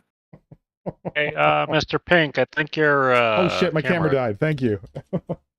I knew that was coming, and then I was like, it says that for a long time, and then never dies, and then it died. Thanks, Will. When I say that, I'm it's in reference to the scene from Pulp Fiction. Yeah. So yeah, That's what I'm saying. Everybody that's a GIMP probably doesn't have a problem with being called a GIMP. That's their sexual predilection? Yeah. So yeah, but I mean I can get more into the details. That's like that's the overall. Well, Will, do you remember Creature Caster? I vaguely remember. All I know is that I pretty much never got into any Kickstarters, mostly because I'm like, this all seems like a really good way to like get very like frustrated and very angry and upset with people. And I remember back in the days when I was on DACA, there was a lot of drama with a bunch of people who took a bunch of hobbyists who tried to do like commission businesses for painting, and Oh yeah. just a lot of drama because again, a lot of people who start businesses take on a lot of commissions, but then realize that they're in over their heads, and then instead of like communicating things, like will just keep making excuses because they think that like their clients are going to be upset. But what ended up being more upsetting, is just getting to run around for long periods of time. Yeah. Which I saw happen so many times on so many Kickstarters, to the point where it was like how long is it gonna take for this to happen? Yeah. Generally speaking, my principle with Kickstarters nowadays is I only pledge to one if it's from somebody that I know is reputable. Yeah. And even then, sometimes it's a gamble. Like I have no hesitation in doing one of Andrew May's Kickstarters. I've done like 3 or 4 of his Kickstarters, and He he always delivers. delivers on time or early. Westphalia Miniatures. I have no hesitation in Oh, pledging that's to good any of because their they've got one Kickstarters. for Dark Object right now, and I was wondering whether Oh I should yeah, back I it or already not. pledged. I love that collection of models. It's so cool. It's actually kind of funny, because I remember, I think when Kickstarters were getting big, and a lot of projects were, garnering a lot of interest, but a bunch of like big name projects ended up kind of falling behind, and then falling into that Kickstarter trap of, trying to get more people in, so they just keep promising all these new tier goals, but trying to like get the new tier goal stuff basically adds new delays and everything to the original base releases. Yeah, that's what we When got with the Stephen May Kickstarter yeah, that I um, backed and some other people backed, where he like added Thunder Warriors very late in the game, and he like kind of did one sketch for them or one render, but he still hadn't done renders for like other stuff that was supposed to be in it. And yeah, so it's the case now that like he's promised all these different tiers, and like we still haven't seen half the models. Yeah. And this yeah. was in I March? No, this was in February? January? Can't remember. I mean, Long enough. I mostly find it kind of amusing, because I don't know how much of you guys followed when Daka guys released Maelstrom's Edge Oh, I was originally. talking to you about that the other day. You still Mhm. haven't given me the full rundown on that. Yeah, I got. We'll take that one offline, So, because I'm. Will, would Mhm. you have Flynn wants to do a stream where we talk about like what you look for in miniature Kickstarters and like what's good signs, what's bad signs, like experiences with miniature Oh, Kickstarters. Would you be down? I don't have enough experience to like really register. I'm just familiar with some of the kind of uh background Controversy? information of specifically the Maelstrom's Edge Kickstarter, because most of that, since the production of that was initially supposed to be one of the few projects that was going with HIP's plastic kits, What? like basically injection molded plastic, sort of like um, essentially kind of like what we get with Games Workshop kits, because most everybody else was going, I guess, resin or Yeah. metal, and like the big thing that Maelstrom's Edge was pushing was that they were going for HIPS kits, which admittedly huge startup costs. Um, Getting good quality steel molds for the injection molding is not cheap at all. So, they're trying to kind of get into that market, but their Kickstarter was more for helping to fund extra additional runs of the stuff. Mm-hmm. More so than like, funding the entire project. And it ended up being this kind of weird situation. They hit their goals and stuff, but everyone, again, at that point in the game, the Kickstarter game, everyone was like, "Oh, this is my Kickstarter project. Oh man, people are backing. Here's some stretch goals that like I'm Yeah. just going to keep adding more features, more ideas, right?" And the name of the game up until that point had essentially been, um, like the people had a voice, into what was going to be released and stuff. But, this was a rare case where everything on the back end was essentially completed. This was mostly design wise and production wise. This was really a Kickstarter to just help fund the runs of the plastic kits, the runs of the books and everything. So I just remember a lot of people were really salty that it's like, what do you mean you're not adding things that we're requesting and stuff? And the funny thing is it was one of the few major Kickstarters at the time that delivered perfectly on time because again, Well, because they the refused to production. add the stuff. Well, it was mostly because the production was set, right? Yeah. It was again the Kickstarter was almost entirely for funding, the Stuff that volume was already of done. yeah, which you would think that, given the spate of how many different Kickstarters had just failed to meet the deadlines, and Yeah. just kept pushing back the deadlines. You think, People would appreciate that. that would have been yeah, apparently no. Like people wanted their things exactly the way that they wanted it.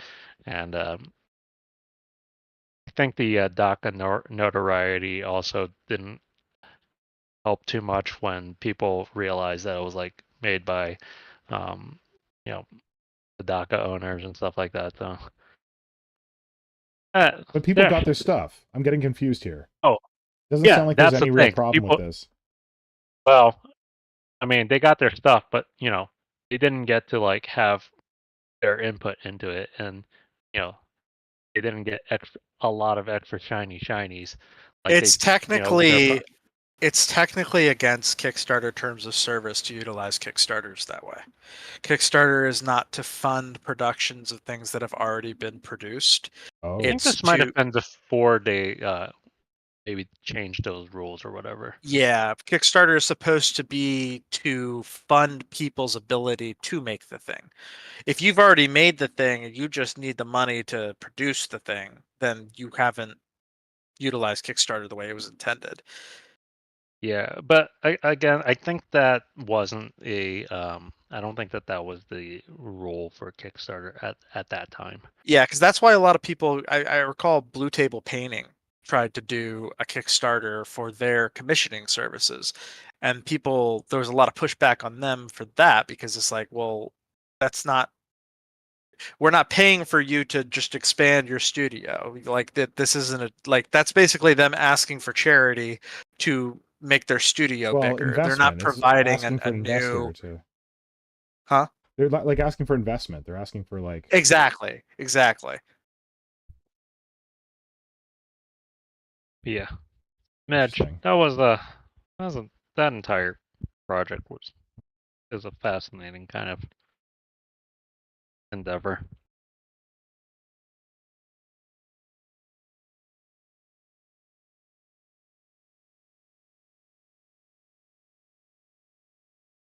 But yeah, Creature Caster. No bueno. That's just my opinion. I mean, I know. When did this go down? Oh, this was probably back in like 2016, 2017. Oh, so like a that. while ago. Okay. Yeah, this was a while back.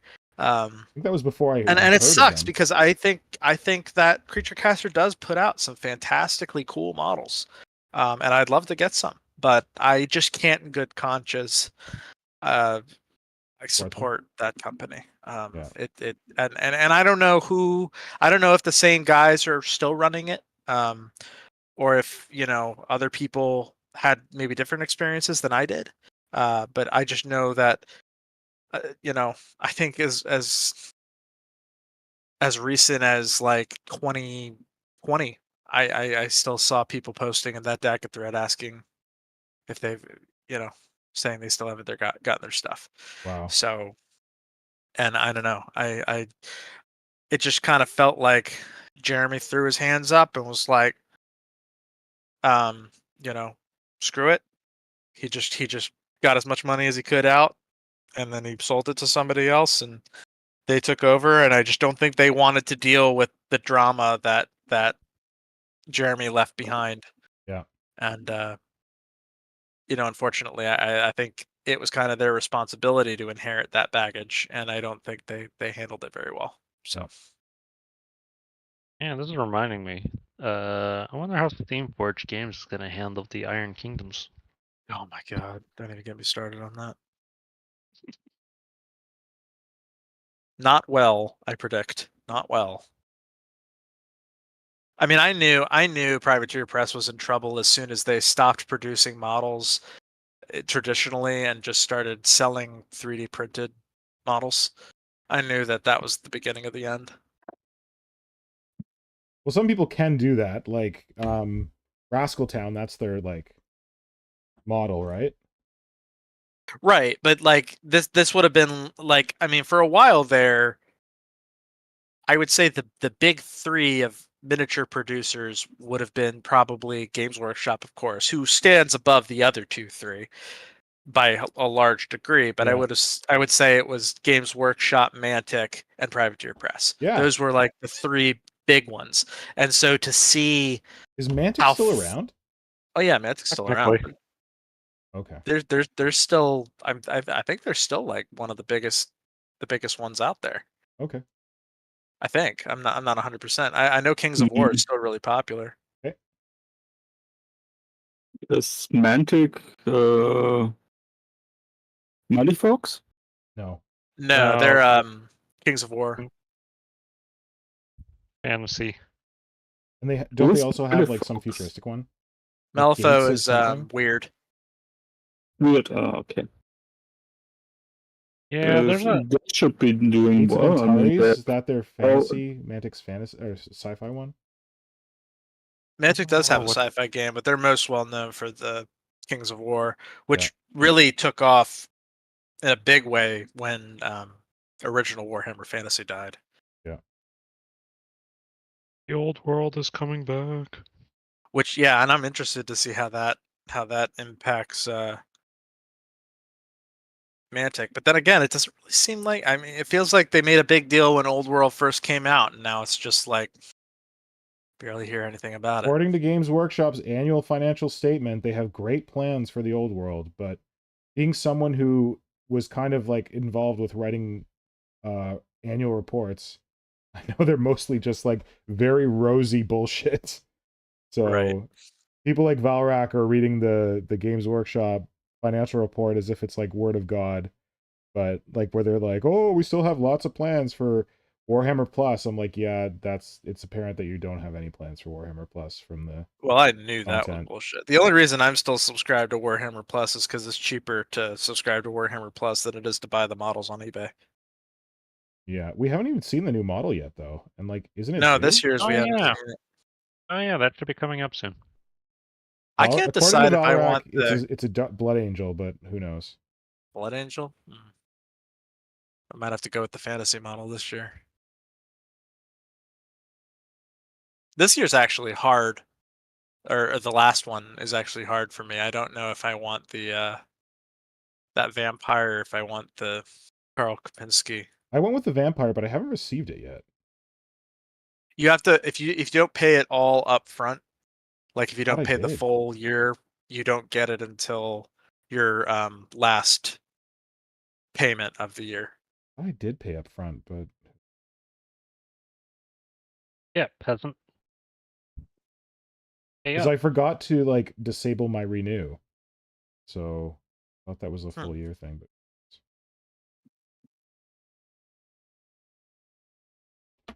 I will be right back. I think I picked up the that Kasserkin Minsky? sergeant. Yeah. And then I gifted that to a friend who I know has been collecting that stuff because I was like, I'm You're a not good really, friend.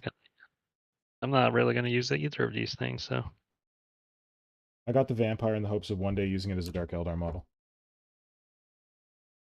oh, too bad that Dark Eldar are not in the old world. If I recall correctly. I can use an Age of Sigmar model for 40k. Thank you very much.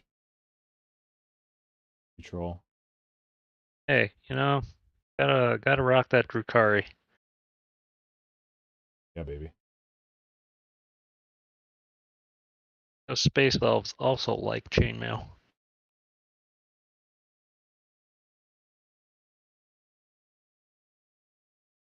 What else is new in Hobbyland? Anything going on?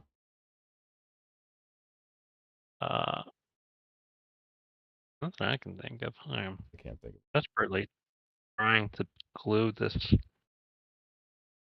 these pieces together. Ha! Success. What is that? It's I don't want to reveal exactly what I'm making. What Are you it's being got. sneaky? Yes, I'm being sneaky. Nice. You've seen it's based off of something that I threw in the concept art channel I like on that. the Warp Shadow Discord, but like, Is it the which transport? Is it the one? malefactor? Maybe, who knows? Give me malefactor Extra sneak, vibes. extra sneak. I mean, not like I have an exhaustive memory of all of your sketches because they look so good. Anything. Yeah, all I do is just try to see what like people like Frank and Persnickety post up and like. Well, you are also an awesome concept artist. It's just that they do it with miniatures and you do it with pencil. Well, their art's really good. I mean, Persnickety's illustrations are like gorgeous. Yes, he's a very talented man. I keep telling him he needs to sell that stuff. And he's like, well, but what should I price it at? I'm like, more than you think. What do you think? Which I feel like if you're not like a person who professionally sells that stuff, it's always very, very difficult to price one's talent and efforts. Come to me. I'll tell you what to price it at, and I will tell you a higher return. price than you think. Oop. Grimdang says he has to go. Thanks for stream. Thanks for Thanks for joining, joining us. Grimdang. See you, Grimdang. See you around. This seems like a very appropriate time to mention that if you enjoyed the stream, you should like and subscribe. Thank you, And leave a Will. comment. Look at me trying to be semi-professional after, distancing the entire Quebecois potential. After removing my one sponsor for the channel, you jerk. We love the Quebecois. I don't. Hey,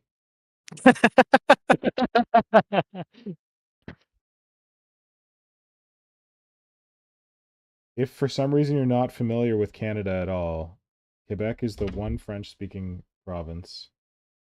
French is our second national language, English and French. There are technically other places in Canada where people speak French, like I believe Manitoba and New Brunswick, but the majority of them live in the province of Quebec. And there's been some challenging relations between English-speaking Canada and French-speaking Canada for some time. They maintain that they have a unique culture that must be preserved, and they pass all kinds of interesting laws. Like most recently, they passed a law that said medical professionals in Quebec can only use English in case of emergencies. That to me is just a violation of civil liberties. Yeah, they must endeavor to always speak French unless it's an emergency situation. And then they gave examples of what the emergency situation is, and a bunch of doctors are like, I don't think this is okay. That strikes me as very authoritarian. Welcome Government. to Quebec. So they also passed a law, a very French. a very controversial law, that basically banned the hijab in any public workplace. And they said it's because they are a what's the word for it? What's the thing where you don't have any religion? Secular. They're a secular society. So no public employee is allowed to wear a religious symbol. But I don't know if it extended to the cross. I hope it did. But they're like a super Catholic place too. But yeah, all of that sounds very French. So they've got all kinds of stuff. But then when anyone accuses the Quebecois of being racist, they get real mad. Real mad. Yeah, as I said, it sounds very French. Well, it's our particular version of French. Yeah, but the French and France are not that particularly different. No, they do similarly wackadoodle things. I mean,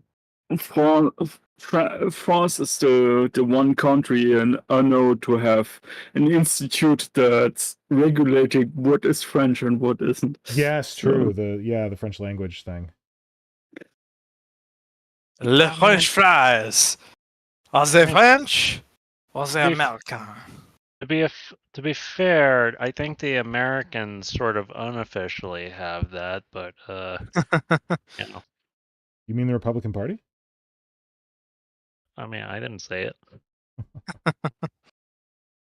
Do-do-do-do-do. Yo, should we start a Warhammer Nerds for Kamala club? How about a Warhammer Nerds for Let the Whole Country Burn club? Well, that's happening. Uh, Wouldn't that be Warhammer Nerds for Trump?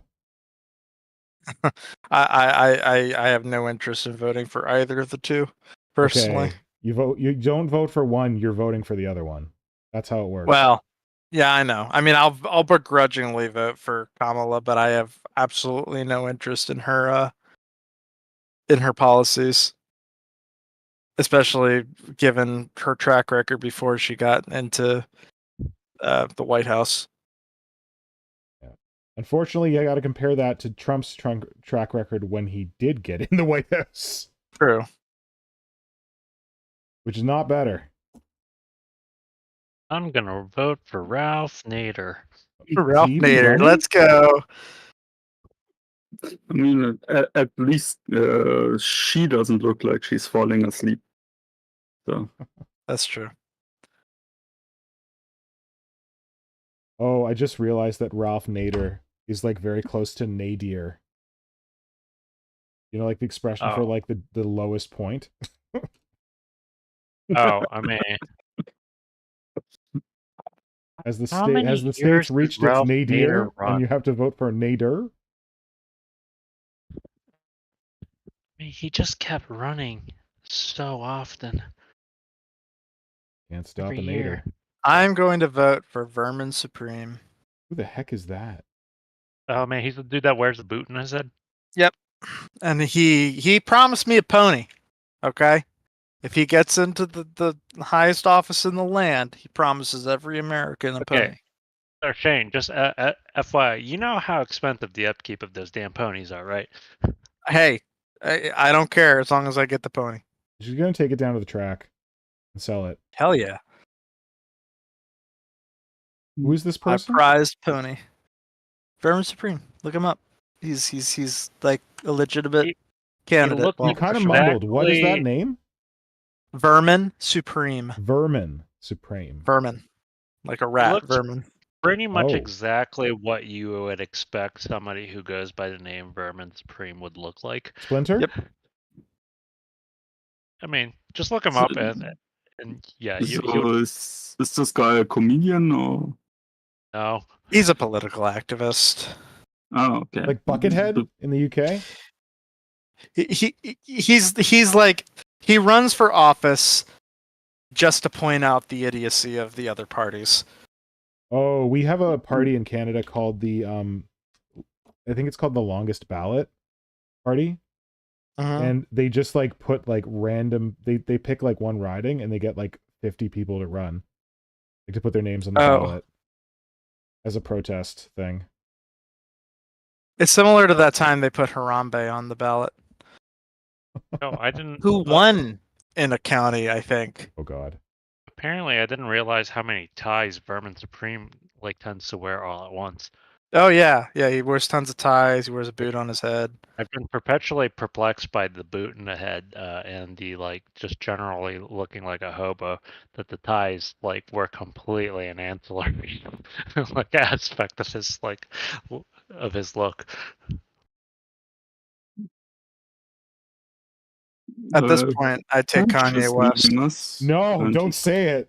Don't say it. Oh, good night, Hooge. Night, Hooge. Or Night, hi, Hooge. Hooge. I guess I don't know if it's night or day for you, but Good morrow. Good eve. I don't know. Or how about Dwayne the Rock Johnson? He's running. Every State of the Union would be him advertising his vodka or his tequila. Tequila, I was gonna say. I thought he was on the level until I heard that tequila nonsense. every celebrity has been doing some sort of tequila or some sort of other Scotch, alcohol. beer, wine. Which reminds me that the actor James Marsden was kind of ripping on the celebrity trend of like celebrity alcohol, and he like Is so James ridiculous. Marsden still an actor? I haven't heard about him in a long time. Yeah, he's still like generally like generically super handsome. Oh, And he's cool. actually like a weirdly like good actor that just doesn't get as much credit as he probably deserves. But like I saw some like quote of him just going like just kind of lambasting that whole like celebrity alcohol trend. He's like, man, if I ever made like an alcohol, it'd be like the shittiest, worst thing you could possibly drink. And he'd probably still make a profit. Yeah, it's because it's James Marsden. I would buy a bottle of James I'd buy Marsden it. awful Yeah. tequila. He could literally just call it James Marsden. Like Just call Sam it Adams Cyclops Ale. or Jim Beam. Just call it James Marsden. I mean, one of the reasons why you don't see him that often anymore is because he usually does give his voice to something. Oh, like he does voice acting? Yeah, he wasn't Disenchanted in Paw Patrol, and He was in Paw Patrol. Wow. yeah, he's also in Sonic the Hedgehog. Yeah. Oh. Let's not forget the artistic merit of Sonic the Hedgehog. Never watched it, but I've heard everyone talk about it. I actually liked the first one. Apparently it Way was more pretty than good. I thought I would. And I'm kind of excited to see Keanu Reeves as Shadow the Hedgehog. Wait, Keanu Reeves? They're switching Shadow the Hedgehog to be Keanu Reeves? I think it was always Keanu Reeves. No, it was Idris Elba. No, Oh. that's Knuckles. Oh, yeah, Idris Elba plays sorry. Knuckles? Yeah. What the heck? Idris Elba plays Knuckles in the second movie and in the Knuckles Paramount TV series. Wait, does he have his British accent? Yeah. Oh, cool. He just talks like Idris Elba. Like It's just Idris he's Elba. not voicing putting on an Knuckles. accent. I always thought Knuckles was female. I don't know why. That's Rose.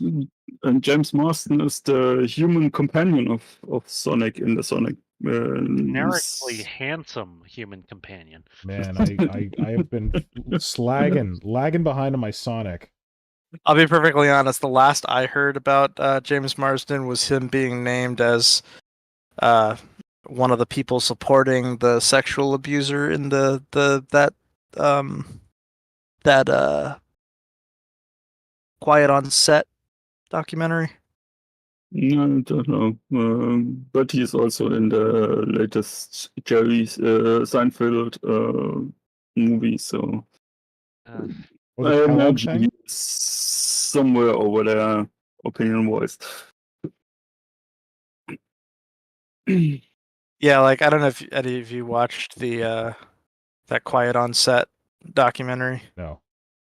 It's all about like Nickelodeon from the mid-late 90s Oh, no. through the early 2000s. Oh no, there was stuff going on And at it's a- Nickelodeon. Uh-oh. Oh yeah. Oh, I recommend no. watching it. There's like a whole string of like things like Drake Bell from Drake and Josh. No, my Nickelodeon days are like Rugrats. I'm Well, old. that's around the same era, like Drake and that's Josh, around the same time. the Amanda Show, all that stuff. We didn't actually have Nickelodeon. We just had YTV, which bought Nickelodeon shows and brought some of them out. Oh, Yeah. maybe it was different in Canada. Canada had Degrassi, and that was about it, right? No, we had other stuff. They had. Dude, we had You Reboot. got Drake. Drake is your version of our of our Nickelodeon No.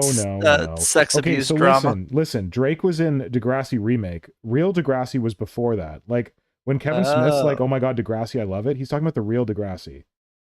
Oh, Drake was okay. in like the one that was called like Second Class or something like that. The real Oh, Degrassi okay. was they didn't even get actors. They just got teenagers and just like put them on screen, and it was like really like old school. Like it was no bullshit. It was real. Drake was in fake Well, Degrassi.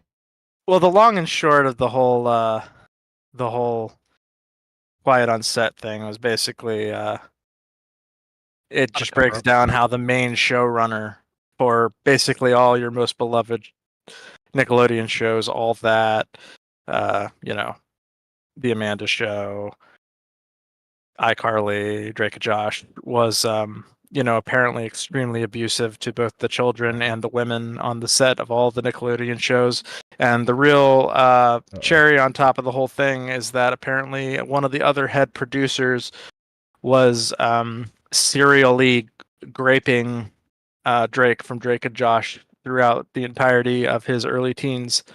Good lord. And at one point in the documentary, he talks about where he took this to the stand during the guy's trial, and it was like his mom and maybe a couple other family members in the stand on his side, and on the other side, it was like a bunch of really high-profile celebrities, and one of the people that was apparently supporting the guy that did these horrible things was James Marsden.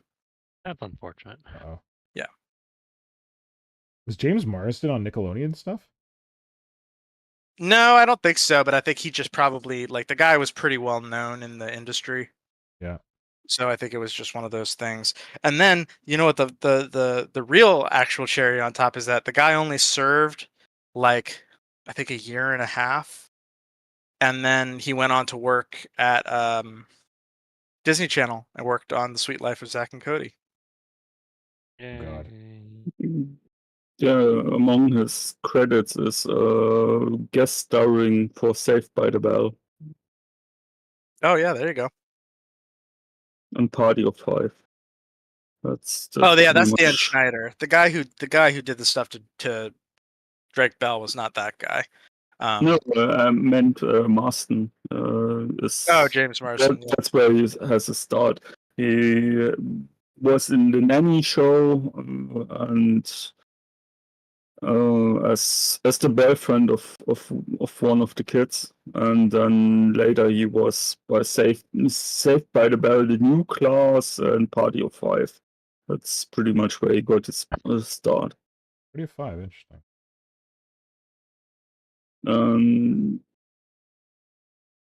Yeah. I mostly remember him as Cyclops. Cyclops, yeah, Yeah, that's me too. was his big, as far as I can tell, it's a big breakout. I mean, he was in Ally McBeal and Outer Limits, but his big breakout seems to be X-Men, Zoolander. Who's in Zoolander? Yeah, he's in Zoolander as John Wick's Booth. Oh, you're right. Yep, I remember that now. I haven't seen Zoolander in so long. The sequel to that movie was so disappointing. And he was in Superman Returns. Okay. Well, What returns? Superman Returns. Oh. The Who one was that he in that? Richard White. It was the love interest of Lois Lane that like she had gotten with and had a kid with. Oh, All right, together. right.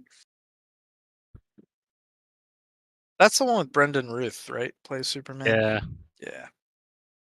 That movie had so much potential and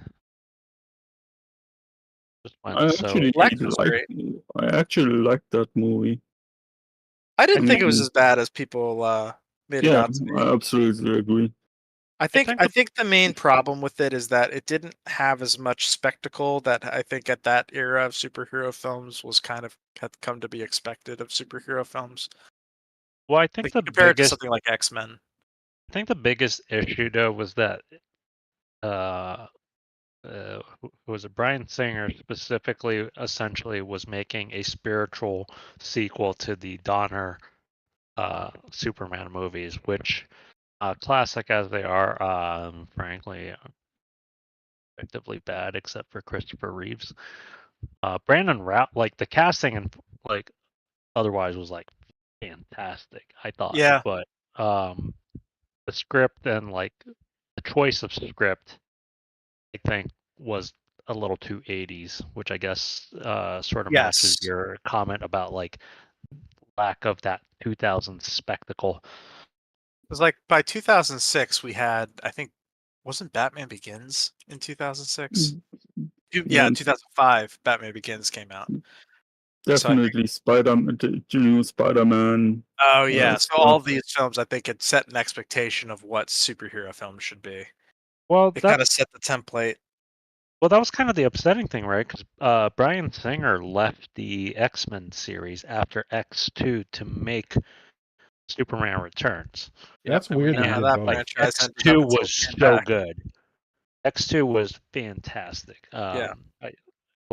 Definitely the best of the X-Men movies as far as I'm concerned. But and then I like, prefer Logan personally, but Oh well, that's a different class. I would argue that that's just the Wolverine movie. Which one was well, X2? that's true. What happens in X2 again? What? Can you remind me? That's the one with That's- Stryker. Yeah, Weapon Oh. X. Okay.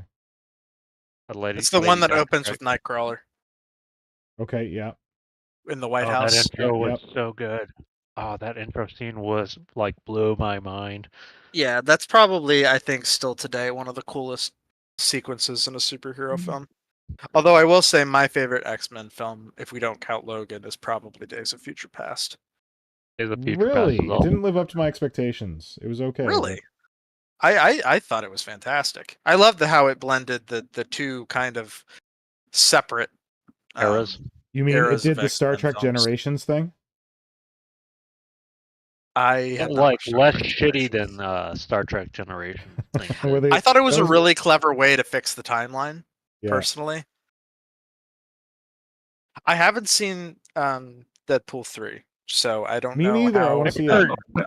nothing but good things about that. I saw a movie. spoiler, and I wish I hadn't. Don't I've tell me. seen I it. don't want to hear it. Because my fiance is like, we're gonna go see it, right? And I'm like, yeah, but you need to watch the second movie first, and you also probably need to watch Logan. I haven't seen either of these No, you don't. movies. No, you don't. No, You it's a absolutely different don't. Wolverine. They said that. But I feel like there's probably gonna be jokes in the movie that would probably make I don't know. sense. Yeah, I've seen it, so I can tell you. There are references to Logan, but you don't have to see Logan to understand the movie.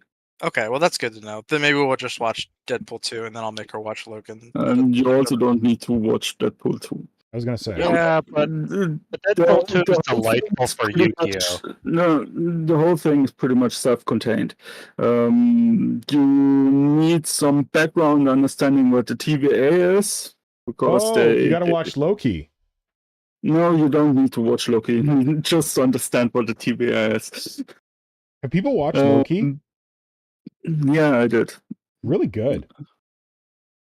Speaking of, while we're talking about superhero shit, how about the news that Robert Downey Jr. is coming back as Dr. Doom? I don't care.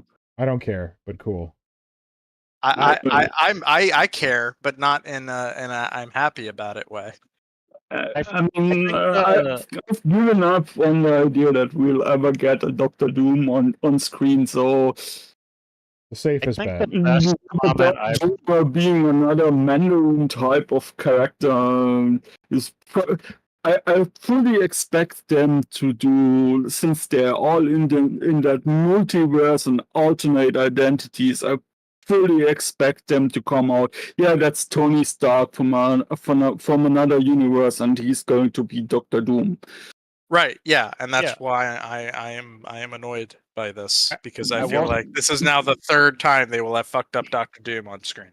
I will say that the comment that I saw online that I think I kind of agree with the most is that it's either I think the comment that I saw online that I agree with the most is just like, this is either going to be like the stupidest decision they've made or like the best decision they made, and there's no middle ground.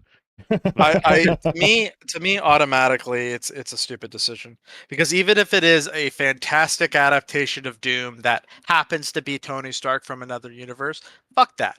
I've been waiting since I was a kid to see Victor Von Doom, Doctor Doom done right in a Listen, film. Jane, as someone who's been waiting since they were a kid to see Apocalypse done right in a film, give up. Yeah, Just give up. yeah. I have a feeling I don't know what's going on Venom? in Venom? Wolverine. Just give up. I mean, I don't know. I didn't think first Venom was horrible. movie was alright. Well, no, I didn't think Venom Venom was was dead that to me bad. when they did Spider-Man 3 Venom, where it's like, hey, we got Venom. Oh, he's dead. Like, what the? Oh, what? Tom Hardy's Venom is pretty good. Yeah, Pretty at solid. least the first one I think I wasn't only a saw fan the of first Tom second Hardy one. Venom. And even in the second one, it wasn't Tom Hardy's fault. It was the everything else in the film. That's everything. I absolutely agree with that. And Like the fact that general, it kind of reset the relationship between Venom and Hardy. Yeah. I feel like that's just a general comment about movies that involve Tom Hardy. It's usually not his fault. It's Except the movie for also. in Fury Road. Then it was his fault. What? I love Fury Road. Well, no, You didn't like apparently, Fury apparently he's Road? the reason we can't have Charlize Theron anymore. Oh. Okay. Because he was a dick Oh, to because work of with. the but on what you call it, the on-site drama between those two. Yeah. okay. I don't know. Something about that situation is fishy to me, because if you look at other interviews with people talking about working with Tom Hardy, it seems like Charlize Theron is the only person who has ever claimed to have had a negative experience working with Tom Hardy.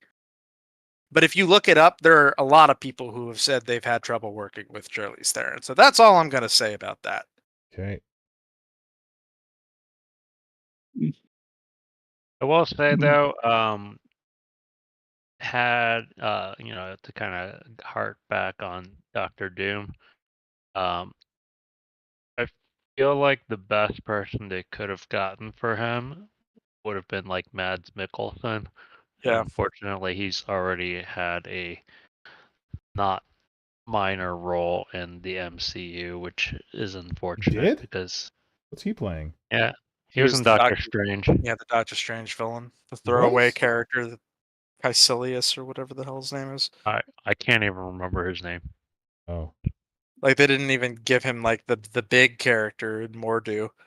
They were just like, oh yeah, you'll just be this throwaway character that was in like 3 issues of the comic. Yeah, but they can change that shit. Like, how many times have they changed Hulk? Wasn't there a True. situation where someone played one thing in the MCU and came back as something else? Can't remember what it Yeah, was. I just think it was a mistake to do it with RDJ, because I feel like he's too iconic as Iron Man at this point. I will never be able to see him as any. I mean, Okay, Iron Man wasn't RDJ. even a I heard that household on the name radio and I before didn't know him. what it meant. I didn't catch that it was R and then D and then his okay. Yeah. I mean, like he put that character on the map. He's the character that made the actor that made the MCU a thing. Yeah, but he doesn't want to play Iron Man anymore. Isn't that the thing?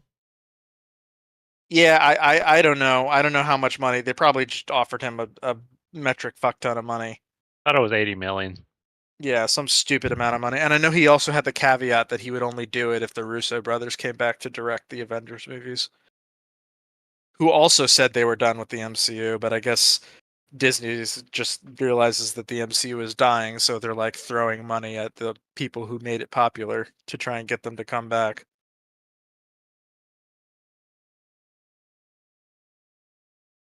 Oh, hey, Jade Finch Scene says, hey from Utah. Jade, hello. How did the streaming wrap, friend? Jade was doing a 24-hour stream of some SpaceX thing for weeks. That was Jade's job. Which sounds pretty intense. That does sound intense. All right, I think I'm done. Oh my god, it's 10 o'clock. I gotta call it. All right, so I sculpted a carapace on this thing. And its big, screamy mouth head is supposed to go here. Looking like it's coming along nicely. I was going to mount it lower, but I think now that I'm happy with how this came out, I'm going to mount it higher so that the head carapace kind of feeds into the back carapace. Also, I didn't realize quite how like the flying base positions the harpy. It's kind of annoying. It's like plowing into the ground. Like the angle is so low, or I don't know what the word I'm looking for is. So like it's basically plowing straight into the ground. So if I have the head like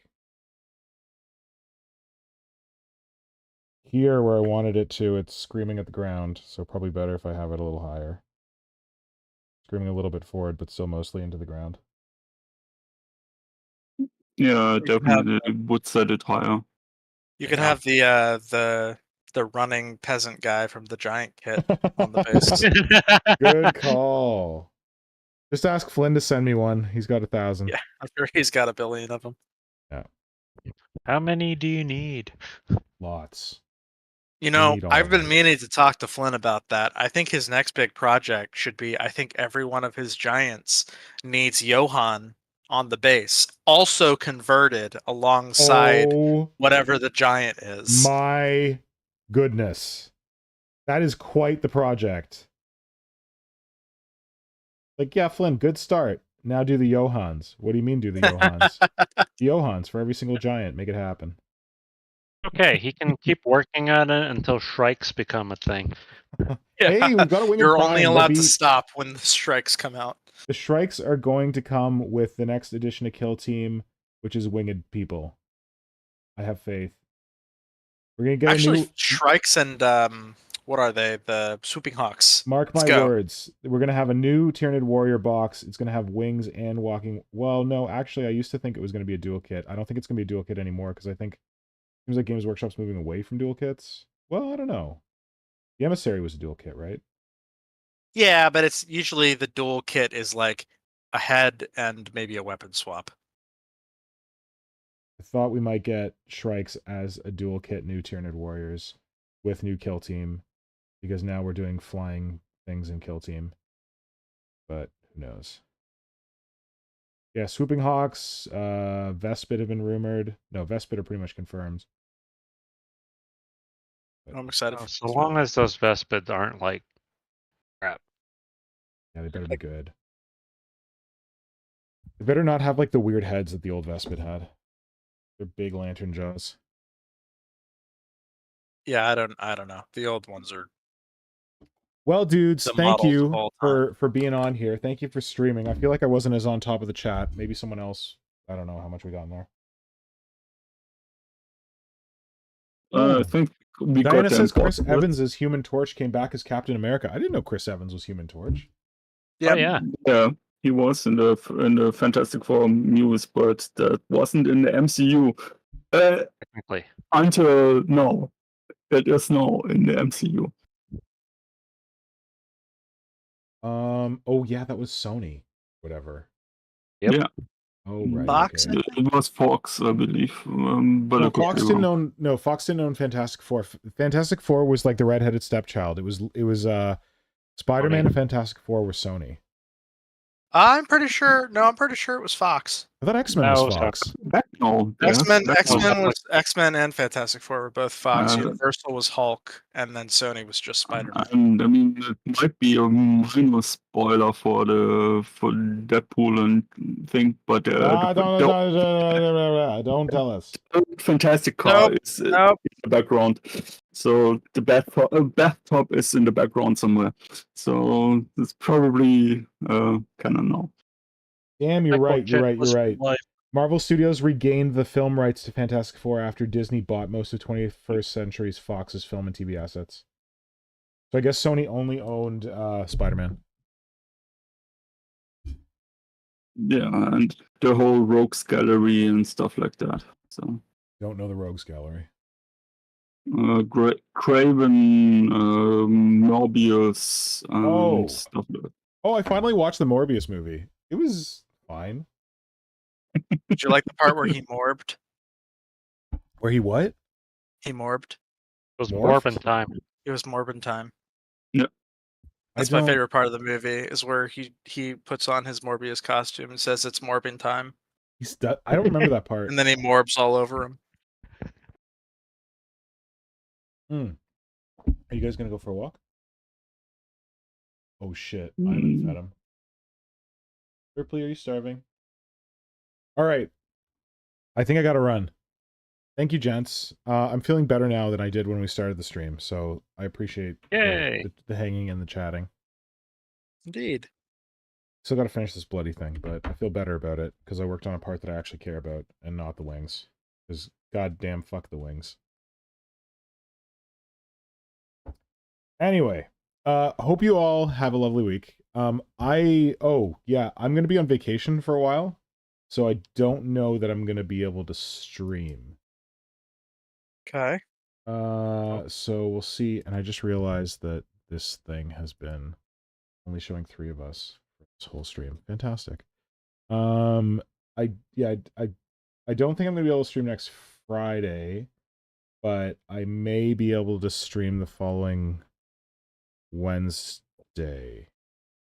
Oh yeah, I think I can do that. Clearly shows that the work in progress Wednesday is the far more important and superior. There you go, buddy. There you go. You always wondered. I just confirmed it. Yep. Let's go. Unnecessary conflict between the streams. I should be good for the next Wednesday. I will not be here for the next Friday, so we'll figure it out. Yeah, alrighty. Please, if you like the stream, please like, subscribe, comment. Thank you, Diana, for dropping that reminder in there. And thank you to everyone in the chat who joined up. No wings for the floating brain bug. Francois, I would love if I can make this thing with no wings. Unfortunately, I'm already like committed to the wings. I bought a bloody old world bone dragon just to extend the wings, so I gotta extend the wings. I gotta put it on there. And it's a commission for someone, and when I pitched him on like a weird idea for it, he didn't seem too into it, so I think he's gonna want wings. But anyway, all right, that is all. Everyone have a good week, have a good weekend, and we will chat with you soon. Adios. Bye-bye. Bye.